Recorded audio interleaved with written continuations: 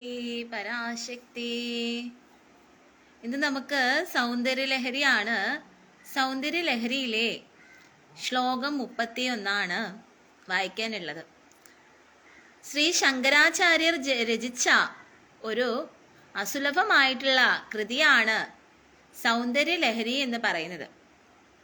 ഈ സൗന്ദര്യലഹരിയിൽ ആദിപരാശക്തി ദേവിയുടെ സൗന്ദര്യത്തെക്കുറിച്ച്, ദേവിയെക്കുറിച്ചാണ് വർണ്ണിച്ചിരിക്കുന്നത്. ഇതേ ശങ്കരാചാര്യർ തന്നെയാണ് മനുഷ്യരുടെ മാനവകുലത്തിന് നന്മ വരാൻ വേണ്ടിയിട്ട്, ഈ കലികാലത്തിൽ നിന്ന് മാനവകുലത്തിനെ രക്ഷിക്കാൻ വേണ്ടിയിട്ട്, രക്ഷ ചെയ്യാൻ വേണ്ടിയിട്ട് ഭഗവാന്റെ ഗോവിന്ദനാമം പറയണം എന്ന് പ്രചരിപ്പിച്ചത്. അവസാനം ശങ്കരാചാര്യർ ആ ഗോവിന്ദനാമമാണ് മനുഷ്യരാശിക്ക് ഏറ്റവും ശ്രേഷ്ഠമായിട്ടുള്ളത്, മനുഷ്യരാശിയെ മോക്ഷത്തിലേക്ക് നയിക്കുന്നത്, അല്ലെങ്കിൽ ഭഗവാനിലേക്ക് നയിക്കുന്നത്. ഈ പറയുന്ന ചുറ്റുപാടുകളിൽ നിന്നൊക്കെ മോചിപ്പിച്ച് ഇങ്ങനെ സംഘർഷങ്ങൾ കൊണ്ട് മൂടുന്ന ഈ സാഹചര്യത്തിൽ നിന്ന് മാറ്റി മനുഷ്യനെ ഉന്നത പദവിയിൽ അല്ലെങ്കിൽ ഉന്നത നിലയിലേക്ക് എത്തിക്കാൻ, അല്ലെങ്കിൽ ഭഗവാനിലേക്ക് എത്തിക്കാൻ വേണ്ടിയിട്ട് ഈ ശങ്കരാചാര്യർ തന്നെയാണ് ഈ യുഗത്തില് ഭജഗോവിന്ദം. കലിയുഗത്തില് മറ്റൊരു നാമവുമില്ല, ഭഗവാന്റെ നാമം മാത്രമാണ്. ഹരേ കൃഷ്ണ കൃഷ്ണ കൃഷ്ണ ഹരേ ഹരേ, ഹരേ രാമ രാമ രാമ ഹരേ ഹരേ. ഈ ഒരു നാമം മാത്രമേ ഉള്ളൂ കലികാലത്തിലെ രക്ഷ എന്ന് സ്ഥാപിച്ചത്. അതാണ് ശങ്കരാചാര്യർ പാടിയത്. ഭജ ഗോവിന്ദം ഭജ ഗോവിന്ദം ഗോവിന്ദം ഭജ മൂഢമതേ. ഭജ ഗോവിന്ദം ഭജ ഗോവിന്ദം ഗോവിന്ദം ഭജ മൂഢമതേ. അപ്പോ ആ ഗോവിന്ദനെ, ആ കൃഷ്ണനെ, ആ ഗോപാലകൃഷ്ണനെ, ആ ശ്രീകൃഷ്ണനെ നമുക്ക് എല്ലാവർക്കും പ്രാർത്ഥിക്കാം. ദേവിയും അത് തന്നെയാണ് പറയുന്നത്. ദേവിയിലൂടെ തന്നെയാണ് രാധാറാണിയിലെത്തുന്നത്, രാധാറാണിയിലൂടെ തന്നെയാണ് ശ്രീകൃഷ്ണനിലെത്തുന്നത്. ദേവിയും ശിവനെയും ഉപാസിക്കുമ്പോൾ കൈലാസത്തിലേക്കുള്ള ഇതായിരിക്കും നിങ്ങൾക്ക് ഉണ്ടാവുന്നത്. എന്നാൽ തന്നെയും അതിലും താഴെയുള്ള ദേവീദേവന്മാരെ പൂജിക്കുന്ന സമയത്ത് സംഘർഷണങ്ങൾക്ക് നടുവില്, അതായത് ക്ഷത്രിയ വംശരെല്ലാം അങ്ങനെയാണ് പൂജിക്കുന്നത്. അപ്പൊ നിങ്ങൾക്ക് ഏത് വഴിയാണ് ഇഷ്ടം? സ്നേഹത്തിന്റെ പാതയിലേക്കാണെന്നുണ്ടെങ്കിൽ തീർച്ചയായും രാധാകൃഷ്ണന്മാരെ തന്നെ പ്രാർത്ഥിക്കുക എന്നുള്ളതാണ്. ആ ലക്ഷ്മി നാരായണനെ തന്നെ പ്രാർത്ഥിക്കുക എന്നുള്ളതാണ്. നിങ്ങൾക്ക് തന്നെ തീരുമാനിക്കാം ഏത് വഴി നിങ്ങൾക്ക് തിരഞ്ഞെടുക്കണം എന്നുള്ളത്. സ്നേഹത്തിന്റെ വഴിയാണെന്നുണ്ടെങ്കിൽ നിങ്ങൾ തീർച്ചയായിട്ടും ലക്ഷ്മി നാരായണനെയും ശിവപാർവതിമാരെയും അതുപോലെ രാധാകൃഷ്ണന്മാരെയും പൂജിച്ച് പ്രാർത്ഥിച്ച് അവരുടെ നാമങ്ങൾ, മന്ത്രോച്ചാരങ്ങൾ, ഹരേ കൃഷ്ണ നാമങ്ങളൊക്കെ പറഞ്ഞ് നിങ്ങൾക്ക് ആ സ്നേഹത്തിന്റെ പാതയിലേക്ക് വരാം. അതല്ല, നിങ്ങൾക്ക് സംഘർഷണത്തിന്റെ പാതയാണ് ഇഷ്ടം, നിങ്ങൾക്ക് ക്ഷത്രിയരായിട്ടുള്ള ആ ഒരിതാണ് ഇഷ്ടം എന്നുണ്ടെങ്കിൽ നിങ്ങൾക്ക് ദേവിയുടെ ദുർഗ, ഭദ്ര അങ്ങനെയുള്ള ദേവീ സ്വരൂപങ്ങളെ പ്രാർത്ഥിച്ച് നിങ്ങൾക്ക് പോവാം. ഏത് വേണമെന്ന് തീരുമാനിക്കേണ്ടത് നിങ്ങൾ തന്നെയാണ്. ഇപ്പോൾ ഒരാൾ വന്നിട്ട് നിങ്ങളോട് വളരെ കോപപ്പെട്ടുകൊണ്ട്, ദേഷ്യപ്പെട്ടുകൊണ്ട് ഒരിത് പറയുമ്പോൾ, അതും അല്ലാതെ നിങ്ങളോട് വന്നിട്ട് സ്നേഹത്തോടെ സൗമ്യമായിട്ട് അത്രയും നല്ല രീതിയിൽ പറയുമ്പോൾ നിങ്ങൾക്ക് അതും ഇതിൽ രണ്ടിൽ ഏതായിരിക്കും നിങ്ങൾക്ക് കൂടുതൽ ഇഷ്ടം തോന്നുക എന്നുള്ളതാണ്. അത് ഓരോരുത്തരുടെ മനസ്ഥിതി അനുസരിച്ചിരിക്കും. എല്ലാവരും എപ്പോഴും സമാധാനത്തിന്റെ പാതയിലൂടെ പോവാനായിരിക്കും കൂടുതൽ ആവശ്യപ്പെടുന്നത്, അല്ലെ, കൂടുതൽ ആഗ്രഹിക്കുന്നത്. കാരണം സമാധാനത്തിന്റെ പാതയിലൂടെ പോവുകയാണെന്നുണ്ടെങ്കിൽ നമുക്ക് അവിടെ എപ്പോഴും സമാധാനവും സന്തോഷവും ആനന്ദവും മാത്രമായിരിക്കും. എന്നാൽ സംഘർഷണങ്ങളുടെ വഴിയിൽ കൂടെ പോവുകയാണെന്നുണ്ടെങ്കിൽ അവിടെ എപ്പോഴും സംഘർഷണങ്ങളും പ്രശ്നങ്ങളും അങ്ങനെയൊക്കെ ആയിരിക്കും. അപ്പോൾ ഏത് വേണമെന്ന് തീരുമാനിക്കേണ്ടത് ഞാനല്ല, അത് ആരും തന്നെയല്ല തീരുമാനിക്കുന്നത്, അവരവർ തന്നെ തീരുമാനിക്കാം. നിങ്ങളുടെ മനസ്സിൽ നിങ്ങൾക്ക് അങ്ങനെ സംഘർഷണത്തിന്റെ പാതയിലൂടെ പോകണോ അതോ സ്നേഹത്തിന്റെ പാതയിലേക്ക് വരണോ എന്ന് തീരുമാനിക്കാൻ നിങ്ങൾ തന്നെയാണ്. നിങ്ങൾക്ക് ഇനി ഈ ഭൂമിയിൽ ജന്മങ്ങൾ വേണോ, അല്ലെങ്കിൽ ഈ ഭൂമിയിൽ ഇനിയുള്ള ജന്മം എനിക്ക് മതിയായി, ജന്മങ്ങൾ വേണ്ട, എനിക്ക് ഭഗവാന്റെ ധാമത്തിൽ എത്തിയാൽ മതി എന്നുള്ള ആഗ്രഹമാണ് നിങ്ങൾക്കുള്ളതെങ്കിൽ നിങ്ങൾ തീർച്ചയായിട്ടും ഗോവിന്ദനെ ഭജിക്കുക. ആ രാധാകൃഷ്ണന്മാരെ ഭജിക്കുക. അതുകൊണ്ട് തന്നെയാണ് ഈ സൗന്ദര്യ ലഹരി എഴുതിയ ശങ്കരാചാര്യർ തന്നെ അവസാനം പറയുന്നത്, ഭജ ഗോവിന്ദം ഭജ ഗോവിന്ദം ഗോവിന്ദം ഭജ മൂഢമതേ, ഭജ ഗോവിന്ദം ഭജ ഗോവിന്ദം ഗോവിന്ദം ഭജ മൂഢമതേ. അതൊക്കെ നിങ്ങളുടെ ഇഷ്ടമാണ്, അതിലൊന്നും ഞാൻ കൈകടത്തുന്നില്ല. പക്ഷേ ആർക്കെങ്കിലും സ്നേഹത്തിന്റെ പാതയിലേക്ക് സഞ്ചരിക്കാൻ ആഗ്രഹിക്കുന്നുണ്ടെന്നുണ്ടെങ്കിൽ തീർച്ചയായിട്ടും എന്നോട് പറയുക. നിങ്ങൾക്ക് അതിനായിട്ടുള്ള വഴി ഞാൻ ഒരുക്കി തരുന്നതായിരിക്കും. തീർച്ചയായിട്ടും നിങ്ങൾക്ക് എന്നെ വിശ്വസിക്കാം. ഞാൻ തീർച്ചയായിട്ടും ഒരു ടെമ്പിൾ നിങ്ങൾക്ക് പറഞ്ഞു തരാം. അവിടെ നിങ്ങൾ വരികയാണെന്നുണ്ടെങ്കിൽ അവിടെ ഭഗവത്ഗീത ഭാഗവതം ക്ലാസ് ഒക്കെ ഉണ്ട്, അങ്ങനെയുള്ള കാര്യങ്ങളൊക്കെ ഉണ്ട് അവിടെ. അതിലോട്ട് വരികയാണെന്നുണ്ടെങ്കിൽ നമുക്ക് തീർച്ചയായിട്ടും സമാധാനത്തിന്റെ പാതയിലേക്ക് ആ രാധാകൃഷ്ണന്മാരുടെ കൂടെ അല്ലെങ്കിൽ ആ ഗോവിന്ദന്റെ കൂടെ നമുക്ക് സഞ്ചരിക്കാം. അതെല്ലാം നിങ്ങൾ സംഘർഷണത്തിന്റെ പാതയിലാണ് പോകുന്നുണ്ടെന്നെങ്കിൽ നിങ്ങൾ മറ്റുള്ള ദേവീദേവന്മാരെയൊക്കെ പ്രാർത്ഥിച്ചോളൂ. നിങ്ങൾ ശിവപാർവതിമാരെ പ്രാർത്ഥിച്ചോളൂ. അതിന്റെ കൂടെ തന്നെ നിങ്ങൾ രാധാകൃഷ്ണന്മാരെയും കൂടെ പ്രാർത്ഥിച്ചു കഴിഞ്ഞാൽ നിങ്ങൾക്ക് ആ സമാധാനത്തിന്റെ പാതയിലേക്ക് അല്ലെങ്കിൽ ആ സ്നേഹത്തിന്റെ പാതയിലേക്ക് വരാൻ കഴിയും. കാരണം രാധാകൃഷ്ണന്മാരെന്ന് പറഞ്ഞു കഴിഞ്ഞാൽ ഈ ഭൂമിയിൽ അവതാരം എടുത്ത് വന്നത് സ്നേഹം, പ്രേമം, ആ പ്രേമഭക്തി, ആ ഭക്തി എന്താണെന്ന് പഠിപ്പിക്കാൻ വേണ്ടിയിട്ടാണ്. ആ ഭക്തി യോഗം എന്താണെന്ന് പഠിപ്പിക്കാൻ വേണ്ടിയിട്ടാണ് രാധാകൃഷ്ണന്മാര് ഈ ഭൂമിയിലെ ജന്മം എടുത്ത് വന്നത്. എന്നിട്ട് ഈ ശങ്കരാചാര്യർ പോലും അവസാനം ഭൂമിയിൽ ജന്മം എടുത്ത് വന്ന് ശങ്കരാചാര്യർ ശിവഭഗവാന്റെ തന്നെ അവതാരമാണ്. അവസാനം പറയുന്നത് ഭജ ഗോവിന്ദം, ആ ഗോവിന്ദനെ ഭജിക്കാനാണ് പറയുന്നത്. അപ്പോ നിങ്ങൾക്ക് തന്നെ തീരുമാനിക്കാം ഏത് പാതയിലേക്കാണ് നിങ്ങൾക്ക് പോകേണ്ടത് എന്നുള്ളത്. കലികാലം എന്ന് പറയുന്നത് ഇനി പോകെ ഇനിയും ഒരുപാട് പ്രശ്നങ്ങൾ ഉണ്ടാവാൻ സാധ്യത വളരെ കൂടുതലാണ്. ഇപ്പോൾ തന്നെ പ്രകൃതിക്ഷോഭങ്ങളും പല പല പ്രശ്നങ്ങളും ഉണ്ടാവുന്നുണ്ട്. പക്ഷേ അതെല്ലാം കണ്ടിട്ടും വീണ്ടും വീണ്ടും ഇവിടെ തന്നെ ജനിക്കണം, ജനിച്ച് മരിച്ച് ജന്മമരണ ചക്രങ്ങളിൽപ്പെട്ട് ഉഴലണം എന്നാണ് നിങ്ങളുടെ ആഗ്രഹമെങ്കിൽ അതിന് എനിക്ക് ഒന്നും ചെയ്യാൻ കഴിയുകയില്ല. അതല്ല, മറിച്ച് നിങ്ങൾക്ക് ഭഗവാനിലൊരു മോക്ഷപ്രാപ്തിയാണ്, ഭഗവാനിലേക്ക് വരാനാണ് ഇഷ്ടം ഉണ്ടാവുക എന്നുണ്ടെങ്കിൽ നിങ്ങൾ തീർച്ചയായിട്ടും പറയുക. നിങ്ങളുടെ അടുത്തൊക്കെ കൃഷ്ണക്ഷേത്രങ്ങൾ ഉണ്ടെങ്കിൽ ശ്രീകൃഷ്ണ ക്ഷേത്രത്തിലൊക്കെ നിങ്ങൾ പോവുക എന്നുള്ളതാണ്. അതുപോലെ വിഷ്ണു ക്ഷേത്രത്തിലൊക്കെ പോവുക എന്നുള്ളതാണ്. പിന്നെ ഇസ്കോൺ എന്ന് പറയുന്ന ഒരു ടെമ്പിൾ ഉണ്ട്, അവിടേക്ക് നിങ്ങൾക്ക് വരാം. അവിടെയാണ് ഈ പറയുന്ന പോലെയുള്ള ഭഗവത്ഗീത ഭാഗവതം ക്ലാസ് ഒക്കെ എടുത്തു കൊടുക്കുന്നത്. അങ്ങനെയുള്ള ടെമ്പിളിലൊക്കെ നിങ്ങൾക്ക് പോയി കഴിഞ്ഞാൽ ഭഗവത്ഗീത ഭാഗവതം ക്ലാസ് ഒക്കെ അറ്റൻഡ് ചെയ്യാൻ പറ്റും. പിന്നെ നിങ്ങൾക്ക് സ്പിരിച്വലി തന്നെ വളരെയധികം ഉയരാൻ കഴിയും. നിങ്ങൾ വെജിറ്റേറിയൻ ആവുക എന്നുള്ളതാണ്. വെജിറ്റേറിയൻ ആയിക്കഴിഞ്ഞാൽ കുറച്ചുകൂടി നല്ലതായിരിക്കും. അപ്പോൾ ഏത് പാതയാണ് തീരുമാനിക്കേണ്ടതെന്നുള്ളത് നിങ്ങളുടെ ഇഷ്ടമാണ്. ചിലപ്പോൾ നിങ്ങളുടെ കുടുംബദേവിയൊക്കെ ഭദ്രാദേവിയൊക്കെ ആണെങ്കിൽ കുടുംബദേവിയാണ്, അപ്പം ക്ഷത്രിയ വംശമാണ്, അപ്പം അങ്ങനെയാണ് നിങ്ങൾക്ക് പോകാൻ ആഗ്രഹമെങ്കിൽ നിങ്ങൾ അങ്ങനെ തന്നെ കണ്ടിന്യൂ ചെയ്തോ, പ്രശ്നമില്ല. അതെല്ലാം നിങ്ങൾക്ക് സ്നേഹത്തിന്റെ പാതയിലേക്കാണെന്നുണ്ടെങ്കിൽ ഇങ്ങോട്ട് തന്നെ വരിക എന്നുള്ളതാണ്. അപ്പോൾ ഇന്ന് നമുക്ക് ശ്ലോകം 31 ശങ്കരാചാര്യരുടെയാണ്. നിങ്ങൾക്കറിയാം ശങ്കരാചാര്യരുടെ സൗന്ദര്യ ലഹരിയിലെ ശ്ലോകമാണ് വായിക്കാനുള്ളത്. ഞാൻ 30 ശ്ലോകം വരെ വായിച്ച് നിർത്തിയിട്ടുണ്ടായിരുന്നു. ഇനി 31ാമത്തെ ശ്ലോകമാണ് വായിക്കാനുള്ളത് കേട്ടോ. അപ്പൊ ഞാനത് പാരായണം ചെയ്യാം.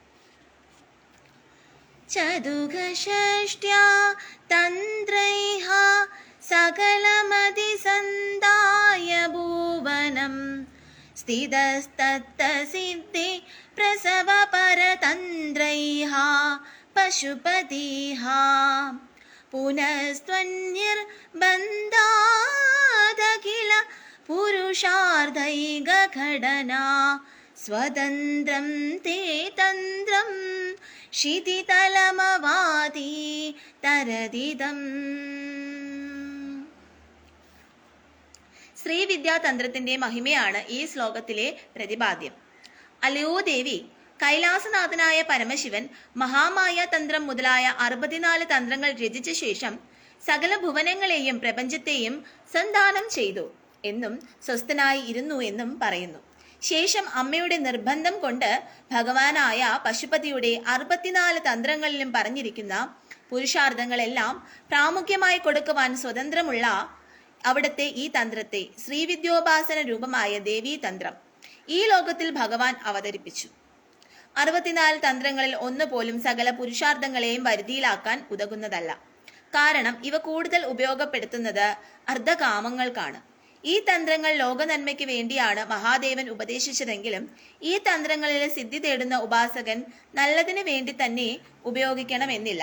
നല്ലതിനു വേണ്ടിയാണ് ഈ തന്ത്രങ്ങൾ ഉപയോഗിക്കുന്നതെങ്കിൽ അപാരമായ നന്മ ലഭിക്കും. തിന്മയ്ക്ക് വേണ്ടിയാണ് ഈ തന്ത്രങ്ങൾ ഉപയോഗിക്കുന്നതെങ്കിൽ കടുപ്പമേറിയ തിന്മയായിരിക്കും ലഭിക്കുന്നത്. അപ്പോ മഹാദേവൻ വളരെ പലതരത്തിലുള്ള തന്ത്രങ്ങളൊക്കെ നമുക്ക് ഉപദേശിച്ചു തന്നിട്ടുണ്ട്. അപ്പൊ ആ തന്ത്രങ്ങളൊക്കെ നമ്മൾ ദുരുപയോഗം ചെയ്യുകയാണെന്നുണ്ടെങ്കിൽ അതിന് തിരിച്ചടി ഉണ്ടാവും എന്നുള്ളത് സത്യമായ കാര്യമാണ്. എന്നാൽ അത് നല്ല കാര്യങ്ങൾക്ക് വേണ്ടിയിട്ടാണ്, നന്മയായിട്ടാണ് നമ്മൾ ഉപയോഗിക്കുന്നതെങ്കിൽ നമുക്കത് നന്മയുണ്ടാകുമെന്നാണ് ഇവിടെ പറയുന്നത്. ശ്ലോകം 32. ശിവഃ ശക്തിഃ കാമഃ ക്ഷിതിരധരവീഹ ശീതകിരണഃ സ്മരോഹംസഃ ശക്രസ്തദനുജ പരാ മാരഹരയഃ അമീഹൃല്ലേകാഭിസ്തി ശ്രീഭിരവസാനേഷു ഘടിതാ ഭജന്തേ വർണ്ണാസ്തേ തവ ജനനീ നാമാവയവദാം. പഞ്ചാക്ഷരി മന്ത്രമാണ് ഈ ശ്ലോകത്തിൽ വ്യക്തമാക്കുന്നത്. അല്ലയോ അമ്മേ, ശിവൻ, ശക്തി, കാമൻ, ക്ഷിതി, ശേഷം, സൂര്യൻ, ചന്ദ്രൻ, കാമദേവൻ, ഹംസം, ശുക്രൻ തുടങ്ങിയ 12 അക്ഷരങ്ങൾ അവസാനം 3 ഹ്രീം കരണങ്ങളോട് അമ്മയുടെ മന്ത്രമാകുന്ന ശരീരത്തിന്റെ അവയവങ്ങളായി മാറുന്നു. ക, എ, തവ്യ, ല, ഹ്രീം തുടങ്ങിയ അക്ഷരങ്ങൾ ചേർന്ന് ആദ്യ ഖണ്ഡവും, ഹ, സ, ക, ഹ, ല, ഹ്രീം തുടങ്ങിയ അക്ഷരങ്ങൾ ചേർന്ന് രണ്ടാം ഖണ്ഡവും, സ, ക, ല, ഹ്രീം എന്നീ അക്ഷരങ്ങൾ ചേർന്ന് 3 ഖണ്ഡവും, അങ്ങനെയുള്ള 15 ചേർന്നാണ് ദേവിയുടെ മന്ത്രശരീരമാകുന്ന ശ്രീവിദ്യാമന്ത്രം എന്നത്. ഇവയ്ക്ക് വാഗ്ഭവകുടം, മധുകുടം, ശക്തികുടം എന്നിങ്ങനെയും ഈ 3 ഖണ്ഡങ്ങൾക്ക് നാമമുണ്ട്. അതായത് വാഗ്ഭവകുടം എന്ന് അമ്മയുടെ മന്ത്രശരീരത്തിന്റെ മുഖവും, മധ്യകുടം എന്നത് അമ്മയുടെ കഴുത്ത് തുടങ്ങിയ മധ്യഭാഗം വരെയും, ശക്തികുടം എന്നത് മധ്യഭാഗം തുടങ്ങി കീഴോട്ടുള്ള ഭാഗവുമാണ്. അപ്പൊ ഇതാണ് ഇവിടെ പറയുന്നത്. അതായത് ഈ ഓരോരോ അക്ഷരങ്ങൾക്കും ഓരോരോ ഹ്രീങ്കാരങ്ങളുണ്ട്. അതിൽ ഓരോരോ എന്താ പറയുന്ന സാഹ, കാല അങ്ങനെ ഓരോരോ മന്ത്രങ്ങൾ, ബീജമന്ത്രങ്ങൾ ഉപയോഗിച്ചാണ് നമ്മൾ പൂജ ചെയ്യുന്നതും അർച്ചിക്കുന്നതും പ്രാർത്ഥിക്കുന്നതും ഒക്കെ.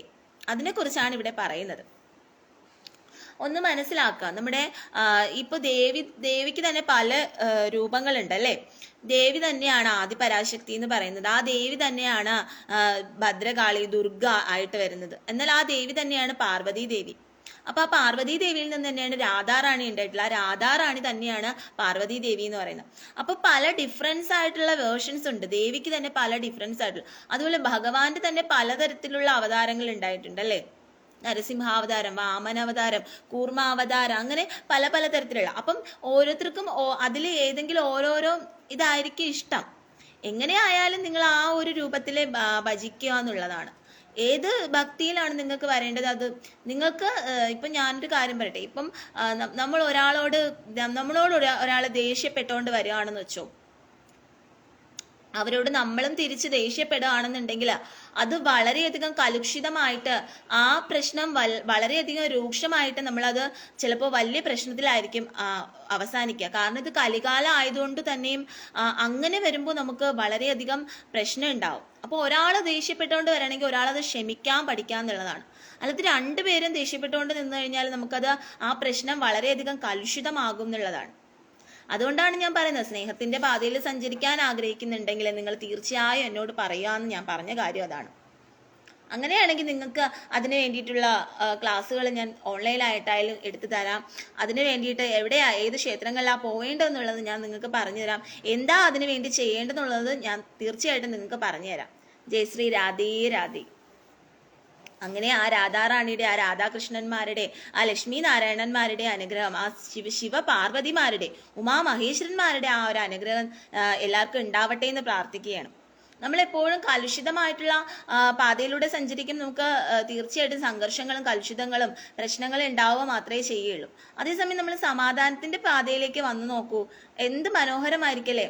നിങ്ങൾക്ക് തന്നെ മനസ്സിലായി, ഞാൻ ദേവി മഹാത്മ്യം പറഞ്ഞപ്പോൾ എല്ലാവരും അത്രയും ഇതായിട്ട്, കാരണം രാധാറാണി തന്നെയാണ് ഭദ്രയായിട്ട് വരുന്നത്, രാധാറാണി തന്നെയാണ് പാർവതി ദേവി, അപ്പൊ പാർവതി ദേവി തന്നെയാണ് ആ ഭദ്രയായിട്ട് വരുന്നത്. അപ്പൊ അത് കുറച്ച് കലുഷിതമായിട്ടുള്ള ഭാവമാണെന്നുള്ളതാണ്. അപ്പൊ ഏതും നിങ്ങൾക്ക് പ്രാർത്ഥിക്കാം, അതിൽ തെറ്റില്ല. പക്ഷെ അവസാനം നിങ്ങൾ ഇതെല്ലാം പ്രാർത്ഥിക്കുന്നതിനോടൊപ്പം ഗോവിന്ദനെയും കൂടെ ഭജിക്കാന്നുള്ളതാണ്. അതാണ് ഇവിടെ ശങ്കരാചാര്യരും പറയുന്നത്, ആ ശ്രീകൃഷ്ണനെയും കൂടി ഭജിക്കാന്നുള്ളതാണ്. ആ ശിവപാർവതിമാരുടെ കൂടെ തന്നെ ആ ശ്രീകൃഷ്ണനെയും കൂടി ഭജിക്കാന്നുള്ളതാണ്. അപ്പൊ അവിടെയാണ് നിങ്ങളുടെ ആ ഒരു എന്താ പറയാ, നിങ്ങളുടെ ആ സ്പിരിച്വലിലേക്ക് കടക്കുന്ന, ആ എന്താ പറയാ, സമാധാനപരമായിട്ടുള്ള ആത്മീയതയിലേക്ക് കടക്കുന്നത് ആ ഒരു സമയത്താണ്. അതാണ് പറയുന്നത്. ശിവൻ, വിഷ്ണു, മനു, ചന്ദ്രൻ, കുബേരൻ, മന്മഥൻ, അഗസ്ത്യൻ, സൂര്യൻ, മുരുകൻ, ദുർവാസാവ് തുടങ്ങിയവരെല്ലാം ഈ മന്ത്രത്തെ ഉപാസിച്ച് സിദ്ധി നേടിയവരാകുന്നു.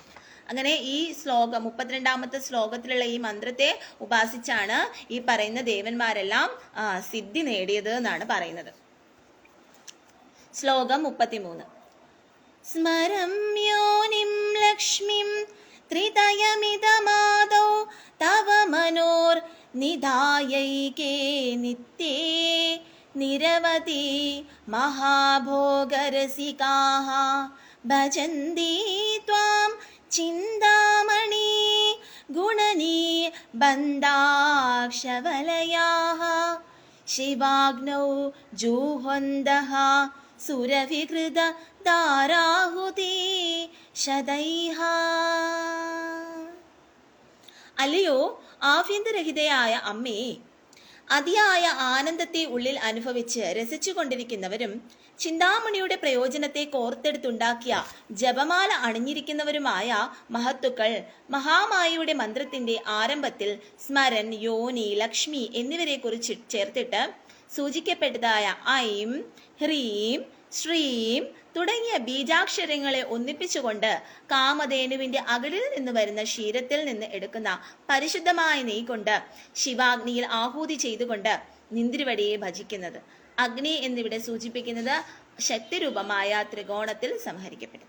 അപ്പോൾ ദേവിയുടെ തന്നെ ഐം, ഹ്രീം, ശ്രീം എന്നൊക്കെ തുടങ്ങിയ ബീജാക്ഷരങ്ങളെ ഉപയോഗിച്ചുകൊണ്ടാണ് ക്ഷീരത്തിൽ നിന്നെടുക്കുന്ന പരിശുദ്ധമായ നെയ് കൊണ്ട് ശിവാഗ്നിയിൽ ആഹൂതി ചെയ്തുകൊണ്ട് ദേവിയെ ഭജിക്കുന്നത് എന്നാണ് പറയുന്നത്.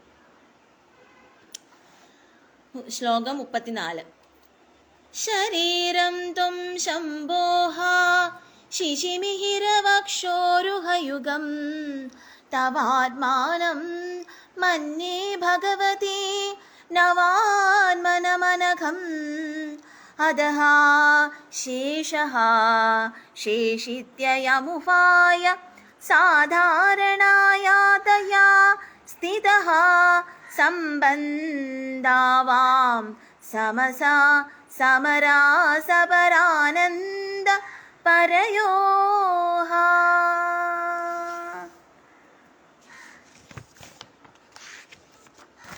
ഈ ശ്ലോകത്തിൽ ആചാര്യൻ സൂചിപ്പിക്കുന്നത് ശിവശക്തി ചൈതന്യത്തിന്റെ ഏകത്വം വ്യക്തമാക്കുകയാണ്. അല്ലയോ മഹാമായി, സൂര്യചന്ദ്രന്മാർ 2 സ്ഥലങ്ങളായ ഭഗവാന്റെ ശരീരം നിൻതിരുവടിയാകുന്നു. മഹാമായയുടെ അനവദ്യമായ ശരീരം ശംഭുവിൻ്റെതാണെന്ന് ഞാൻ അറിയുന്നു. അവിടുത്തെ രൂപം വ്യൂഹാത്മകവും നിർദോഷവുമായ കൈലാസനാഥന്റെ സ്വരൂപമാകുന്നുവെന്ന് അടിയൻ അറിയുന്നു. ആയതിനാൽ നിങ്ങൾക്ക് 2 പേർക്കും ശേഷം ശേഷി എന്നുള്ള സംബന്ധം, ശേഷം ശേഷി എന്നതു പ്രധാനവും അപ്രധാനവും തമ്മിലുള്ള ബന്ധത്തെ സൂചിപ്പിക്കുന്നു. സാമരസ്യത്തെ പ്രാപിച്ച ശിവനും ശക്തിയുമായ 2 പേർക്കും ഉദയ സാധാരണമായിരിക്കുന്നു. ദേവനും ദേവിയും 2 അല്ല, 1 തന്നെ എന്ന് സാരം. ആനന്ദ ഭൈരവീ സ്വരൂപങ്ങളായ നിങ്ങൾ 2 പേരും സൂക്ഷ്മത്തിൽ 1 തന്നെ ആകുന്നു. ശിവനാണോ പ്രാധാന്യം, ശക്തിക്കാണോ പ്രാധാന്യം എന്നുള്ള ചിന്ത മൗന്യമാണെന്ന് ഇവിടെ വ്യക്തം. 2ഉം 1 തന്നെയാണ്. ശിവശക്തി സംയോഗം ഇല്ലാതെ ഈ പ്രപഞ്ചത്തിൽ ഒന്നും സംഭവിക്കുന്നില്ല എന്ന് മനസ്സിലാക്കാം. സൃഷ്ടികർമ്മത്തിൽ ദേവി പ്രധാനവും ഭഗവാൻ അപ്രധാനവുമാണെങ്കിൽ സംഹാരകർമ്മത്തിൽ ദേവി അപ്രധാനവും ഭഗവാൻ പ്രധാനവുമാണ്. അപ്പോൾ ഇവിടെ ശിവനും ശക്തിയും 1 എന്നാണ് സൂചിപ്പിക്കുന്നത്. അവർ 2 അല്ല, 1 തന്നെയാണ് എന്നാണ് സൂചിപ്പിക്കുന്നത്. ശിവനും ശിവനും ശക്തിയും രണ്ടല്ല ഒന്നാണ്. അതുപോലെ തന്നെയാണ് ലക്ഷ്മിയും നാരായണനും രണ്ടല്ല ഒന്ന് തന്നെയാണ്. അതുപോലെ തന്നെയാണ് രാധയും കൃഷ്ണനും രണ്ടല്ല ഒന്ന് തന്നെയാണ് എന്നുള്ളത്. അത് മനസ്സിലാക്കുക എന്നുള്ളതാണ്. അവിടെ മനസ്സിലാക്കുമ്പോഴാണ് നമ്മൾ ആ ഭക്തിയുടെ അത്യുന്നതങ്ങളിൽ അല്ലെങ്കിൽ ആ ഭക്തി സ്വരൂപത്തെ, ആ ചൈതന്യ സ്വരൂപത്തെ നമുക്ക് ദർശിക്കാൻ കഴിയുന്നത് എന്നാണ് മനസ്സിലാക്കേണ്ടത്. ശ്ലോകം 35. മനസ്ത്വം വ്യോമത്വം മരുതസി മരുസാദാ സാരധീരസി ത്വമാപ്സ്ത്വം ഭൂമിസ്ത്വയി പരിണതായാം നഹി പരം ത്വമേവാ സ്വാത്മാനം പരിണമയിതും വിശ്വവപുഷാ ചിദാനന്ദാകാരം ശിവയുവതി ഭാവേന വിവൃഷേ. ശിവശക്തി സ്വരൂപത്തിന്റെ അഭേദത്വമാണ് ഈ ശ്ലോകത്തിലും വ്യക്തമാക്കുന്നത്. അല്ലയോ ശക്തി സ്വരൂപിണി, മനസ്സ് നിൻതിരുവടിയാകുന്നു. ആകാശവും വിശുദ്ധി ചക്രത്തിലിരിക്കുന്നതും നിൻതിരുവടിയാകുന്നു. മരുതും അനാഹത ചക്രത്തിലിരിക്കുന്നതും നിൻതിരുവടിയാകുന്നു. മരുത് സാരഥിയായ ആഗതിയും നിൻതിരുവടിയാകുന്നു. ഭൂമിയും മൂലാധാരത്തിലെ നിൻതിരുവടിയാകുന്നു. അല്ലയോ ദേവി, ഈ പ്രപഞ്ചം തന്നെ അമ്മയാണ്. നിന്നിൽ നിന്നും പരിണമിച്ചുണ്ടായതല്ലാതെ മറ്റൊന്നും തന്നെ എങ്ങുമില്ല. ദേവി നിന്തിരുവടിയുടെ സ്വരൂപത്തെ ഈ പ്രപഞ്ചത്തിന്റെ സൃഷ്ടിക്കായി ശിവപത്നി ഭാവത്തിൽ ആനന്ദ ഭൈരവീ രൂപത്തെ സ്വീകരിച്ചിരിക്കുന്നു, ചിദാനന്ദ സ്വരൂപത്തെ. അതായത് ഈ പ്രപഞ്ചത്തില് ദേവിയുടേതല്ലാതെ ഒന്നും തന്നെ ഇല്ല എന്നാണ് മനസ്സിലാക്കേണ്ടത്. എല്ലാം ആ ദേവിയിൽ നിന്ന് ഉത്ഭവിച്ചതാണ്. അപ്പോ അങ്ങനെയുള്ള ആ ദേവിയുടെ സ്വരൂപം, ആ ശിവശക്തിമാരുടെ സ്വരൂപം എന്ന് പറയുന്നത് ചിദാനന്ദ സ്വരൂപമായിട്ട് എപ്പോഴും ആനന്ദ ഭൈരവീ രൂപത്തെ പ്രാപിച്ചുകൊണ്ട് ഇവിടെ ഉണ്ടാവുന്നു എന്നാണ് പറയുന്നത്. പഞ്ചഭൂതങ്ങൾ കൊണ്ടാണ് ഈ പ്രപഞ്ച സൃഷ്ടി നടത്തിയിരിക്കുന്നത്. ഈ പ്രപഞ്ചത്തിലെ അതിസൂക്ഷ്മമായത് മുതൽ അതിഭീകരമായ സകല ചരാചരങ്ങളും ഈ പഞ്ചഭൂതങ്ങൾ കൊണ്ട് ഉണ്ടായവ തന്നെയാണ്. ഈ പഞ്ചഭൂതങ്ങൾ എന്നത് നിന്തിരുവടി തന്നെയാണ്. അതായത് ഈ പ്രപഞ്ചത്തിൽ ഉണ്ടായിരിക്കുന്ന എല്ലാം തന്നെ ആ പഞ്ചഭൂതങ്ങൾ കൊണ്ട് ഉണ്ടായിട്ടുള്ളതാണ്. ഈ പഞ്ചഭൂതങ്ങൾ എന്ന് പറയുന്നത് ദേവി തന്നെയാണ്. ആകാശം, ജലം, വായു, അഗ്നി എല്ലാം തന്നെ, ഭൂമി, ഇതെല്ലാം തന്നെ ഈ ദേവിയിൽ നിന്ന് തന്നെ ഉണ്ടായതാണ്. ഈ പഞ്ചഭൂതങ്ങൾ, ഈ പഞ്ചഭൂതങ്ങൾ കൊണ്ടാണ് ഈ പ്രപഞ്ചം മുഴുവൻ സൃഷ്ടിച്ചിരിക്കുന്നത് എന്നാണ് പറയുന്നത്. ശ്ലോകം 36.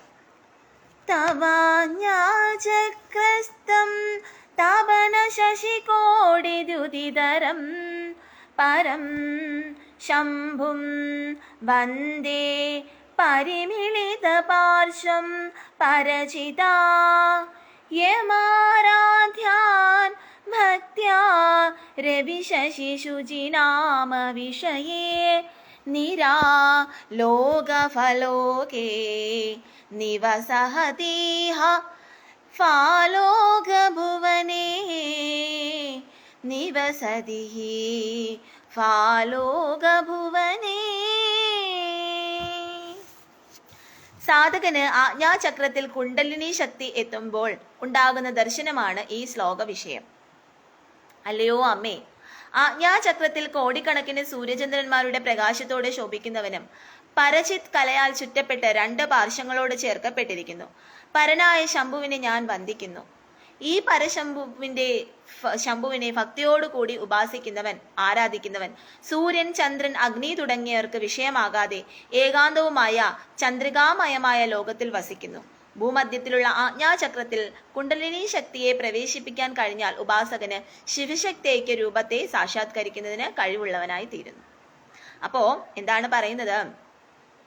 ഈ പരശംഭുവിനെ ഭക്തിയോടുകൂടി ഉപാസിക്കുന്നവൻ സൂര്യൻ, ചന്ദ്രൻ, അഗ്നി തുടങ്ങിയവർക്ക് വിഷയമാകാതെ ഏകാന്തമായ ചന്ദ്രികാമയമായ ലോകത്തിൽ വസിക്കുന്നു എന്നാണ് പറയുന്നത്. അപ്പൊ ഏകാന്തമായിട്ടുള്ള ചന്ദ്രികാമയമായിട്ടുള്ള ആ ലോകത്തില് മറ്റുള്ള ശല്യങ്ങളൊന്നും ഉണ്ടാവാതെ ആ ഭഗവാന്റെ ഭക്തിയിൽ ലയിച്ച് ജീവിക്കണമെന്നുണ്ടെങ്കിൽ ആ ശിവഭഗവാനെ പ്രാർത്ഥിക്കുക. അതിനെന്താണ് വേണ്ടത്?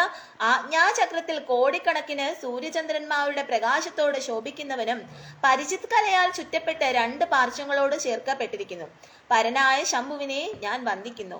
ഈ ശംഭുവിനെ പ്രാർത്ഥിക്കണമെന്നുണ്ടെങ്കിൽ ഭൂമധ്യത്തിലുള്ള ആജ്ഞാചക്രത്തിൽ കുണ്ടലിനി ശക്തിയെ പ്രവേശിപ്പിക്കാൻ കഴിഞ്ഞാൽ, അങ്ങനെ കഴിഞ്ഞാൽ ആ ഉപാസകന് ശിവശക്തിക്ക് രൂപത്തെ സാക്ഷാത്കരിക്കുന്നതിന് കഴിവുള്ളവനായി തീരുന്നു.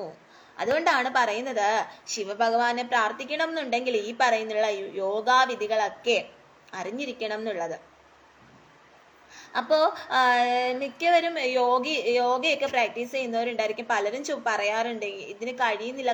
ഇങ്ങനെ കണ്ണടച്ചിരുന്നിട്ട് നമ്മുടെ ഈ ഒരു ഭ്രൂമധ്യത്തിൽ നമ്മൾ ആ കോൺസെൻട്രേഷൻ കൊണ്ടുവന്നിട്ട് നമ്മൾ അതിൽ തന്നെ ഇങ്ങനെ ലയിച്ചിരുന്നാണ് യോഗയിലേക്ക് പോകുന്നത്. അങ്ങനെ യോഗയിലേക്ക് പോയിട്ട് നമ്മുടെ ആ കുണ്ടലിനി ശക്തിയിലേക്ക് ഉണർത്തി കൊണ്ടുവരണം. അത് സഹസ്രാര പത്മത്തിൽ എത്തിക്കണം. അങ്ങനെ ഓരോ സ്റ്റെപ്പ് ബൈ സ്റ്റെപ്പ് ആയിട്ടുള്ള കാര്യങ്ങളുണ്ട്. ഇതൊക്കെ നമ്മൾ ചെയ്യണം. അതായത് നിസ്സാരമായിട്ടുള്ള കാര്യമല്ല അതെന്ന് പറയുന്നത്. അതങ്ങനെ ഭൂമധ്യത്തിലുള്ള ആജ്ഞാചക്രത്തിൽ കുണ്ടലിനി ശക്തിയെ പ്രവേശിപ്പിക്കാൻ കഴിഞ്ഞാൽ ആ ഉപാസകന് ശിവശക്തി ഐക്യ രൂപത്തെ സാക്ഷാത്കരിക്കുന്നതിന് കഴിവുള്ളവനായി തീരുന്നു. അപ്പോൾ ഈ വിധത്തിലുള്ള യോഗ ചെയ്തിട്ടാണ് നമുക്ക് അങ്ങനെ ഉള്ള ഒരു പവർ കിട്ടുന്നത്. അങ്ങനെയാണ് നമുക്ക് ഈ പറയുന്ന ശിവലോകത്തിൽ ഈ ഉള്ള സ്ഥലത്ത് നമുക്ക് പോവാൻ കഴിയുന്നത്. അപ്പൊ അതിന് അത്രയും ഉള്ള യോഗിക് പവറൊക്കെ വേണം. മനസ്സിലായോ? അപ്പം ഈ ഒരു പവറും വേണ്ടാത്ത ഒരാളാണ്. അതായത് ഗോവിന്ദനെ ഭജിച്ചു കഴിഞ്ഞാല്, അതായത് കൃഷ്ണൻ അതാണ്, ശ്രീകൃഷ്ണൻ അതാണ്, ശ്രീകൃഷ്ണനെ ഭജിച്ചു കഴിഞ്ഞാൽ ഈ പറയുന്ന ഒരു ഇത് നമുക്ക് വേണ്ട. നമുക്ക് ഇങ്ങനെയുള്ള പവറുകളൊന്നും ഇല്ലെങ്കിലും ഭഗവാന്റെ നാമം പറഞ്ഞാൽ, ഈ കലികാലത്തിൽ ഭഗവാന്റെ നാമസങ്കീർത്തനം പറഞ്ഞാൽ തന്നെ നമുക്ക് അത്രയും നല്ലതാണ്. ഭഗവാന്റെ ലോകത്തിൽ നമുക്ക് എത്താൻ കഴിയും. ഭഗവാന്റെ സേവയിലെങ്കിലും നമുക്ക് ഉൾപ്പെടാൻ കഴിയുന്നുള്ളതാണ്. അത് ഏറ്റവും വലിയ കാര്യമാണ്. അതുകൊണ്ടാണ് പറയുന്നത് ഈ ശിവഭഗവാന് നേടുക എന്ന് പറഞ്ഞാൽ അതിന് ഈ പറയുന്നുള്ള യോഗിക് പവേഴ്സ് ഒക്കെ വേണം. അങ്ങനെയുള്ള യോഗ ചെയ്യുന്നവരൊക്കെ ഉണ്ടെങ്കിൽ തീർച്ചയായിട്ടും എന്നോട് പറയുക, ഇതിൽ കമന്റ് ഇടുക. ശ്ലോകം 37. വിശുദ്ധൗ തേ ശുദ്ധ സ്ഫടിക വിശദം വ്യോമജനകം ശിവം സേവേ ദേവീമപി ശിവസമാന വ്യവസിതാം യയോഹ കാന്ത്യാ യന്ത്യാ ശശികിരണ സാരൂപ്യ സരന്നേർ വിദുതാന്തർധ്വാന്താ വിലസതി ചകോരീവ ജഗതി. അല്ലയോ പരാശക്തി, അവിടുത്തെ വിശുദ്ധ ചക്രത്തിൽ ശുദ്ധമായ സ്ഫടികം കണക്കെ ശുദ്ധനായും ആകാശതത്വത്തെ ജനിപ്പിക്കുന്നവനായും കാണുന്ന ഭഗവാനായ പരമശിവനെയും ശിവന് സമാനമായി തുല്യഭാവത്തോടു കൂടിയ ദേവിയെയും ഞാൻ ഭജിക്കുന്നു. ഈ ശിവശക്തി ചൈതന്യത്തിൽ നിന്നുള്ള പ്രകാശധാരയാൽ അന്ധകാരമാകുന്ന ഈ പ്രപഞ്ചം നിലാവ് പാനം ചെയ്ത് ചകോര പക്ഷിയെ പോലെ ഉല്ലാസത്തെ പ്രാപിക്കുന്നു.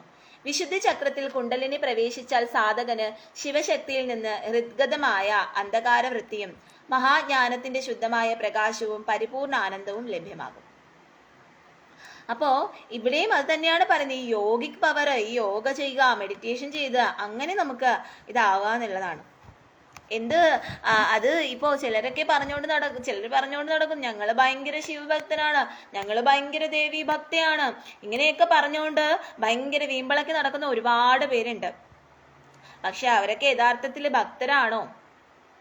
അതൊരു ചോദ്യചിഹ്നം തന്നെയാണല്ലേ. കാരണം അവര് ഭയങ്കര ഭക്തരാണെന്ന് പറഞ്ഞുകൊണ്ട് നടക്കുകയും ചെയ്യും, എന്നാൽ തക്കം കിട്ടിയാൽ പാവങ്ങളെ ദ്രോഹിക്കുകയും ചെയ്യും, പലതരത്തിലുള്ള തെറ്റുകൾ ചെയ്യുകയും ചെയ്യും. അങ്ങനെയുള്ളവരെ നമുക്ക് ഒരിക്കലും സാധകനെന്ന് പറയാൻ കഴിയില്ല അല്ലേ.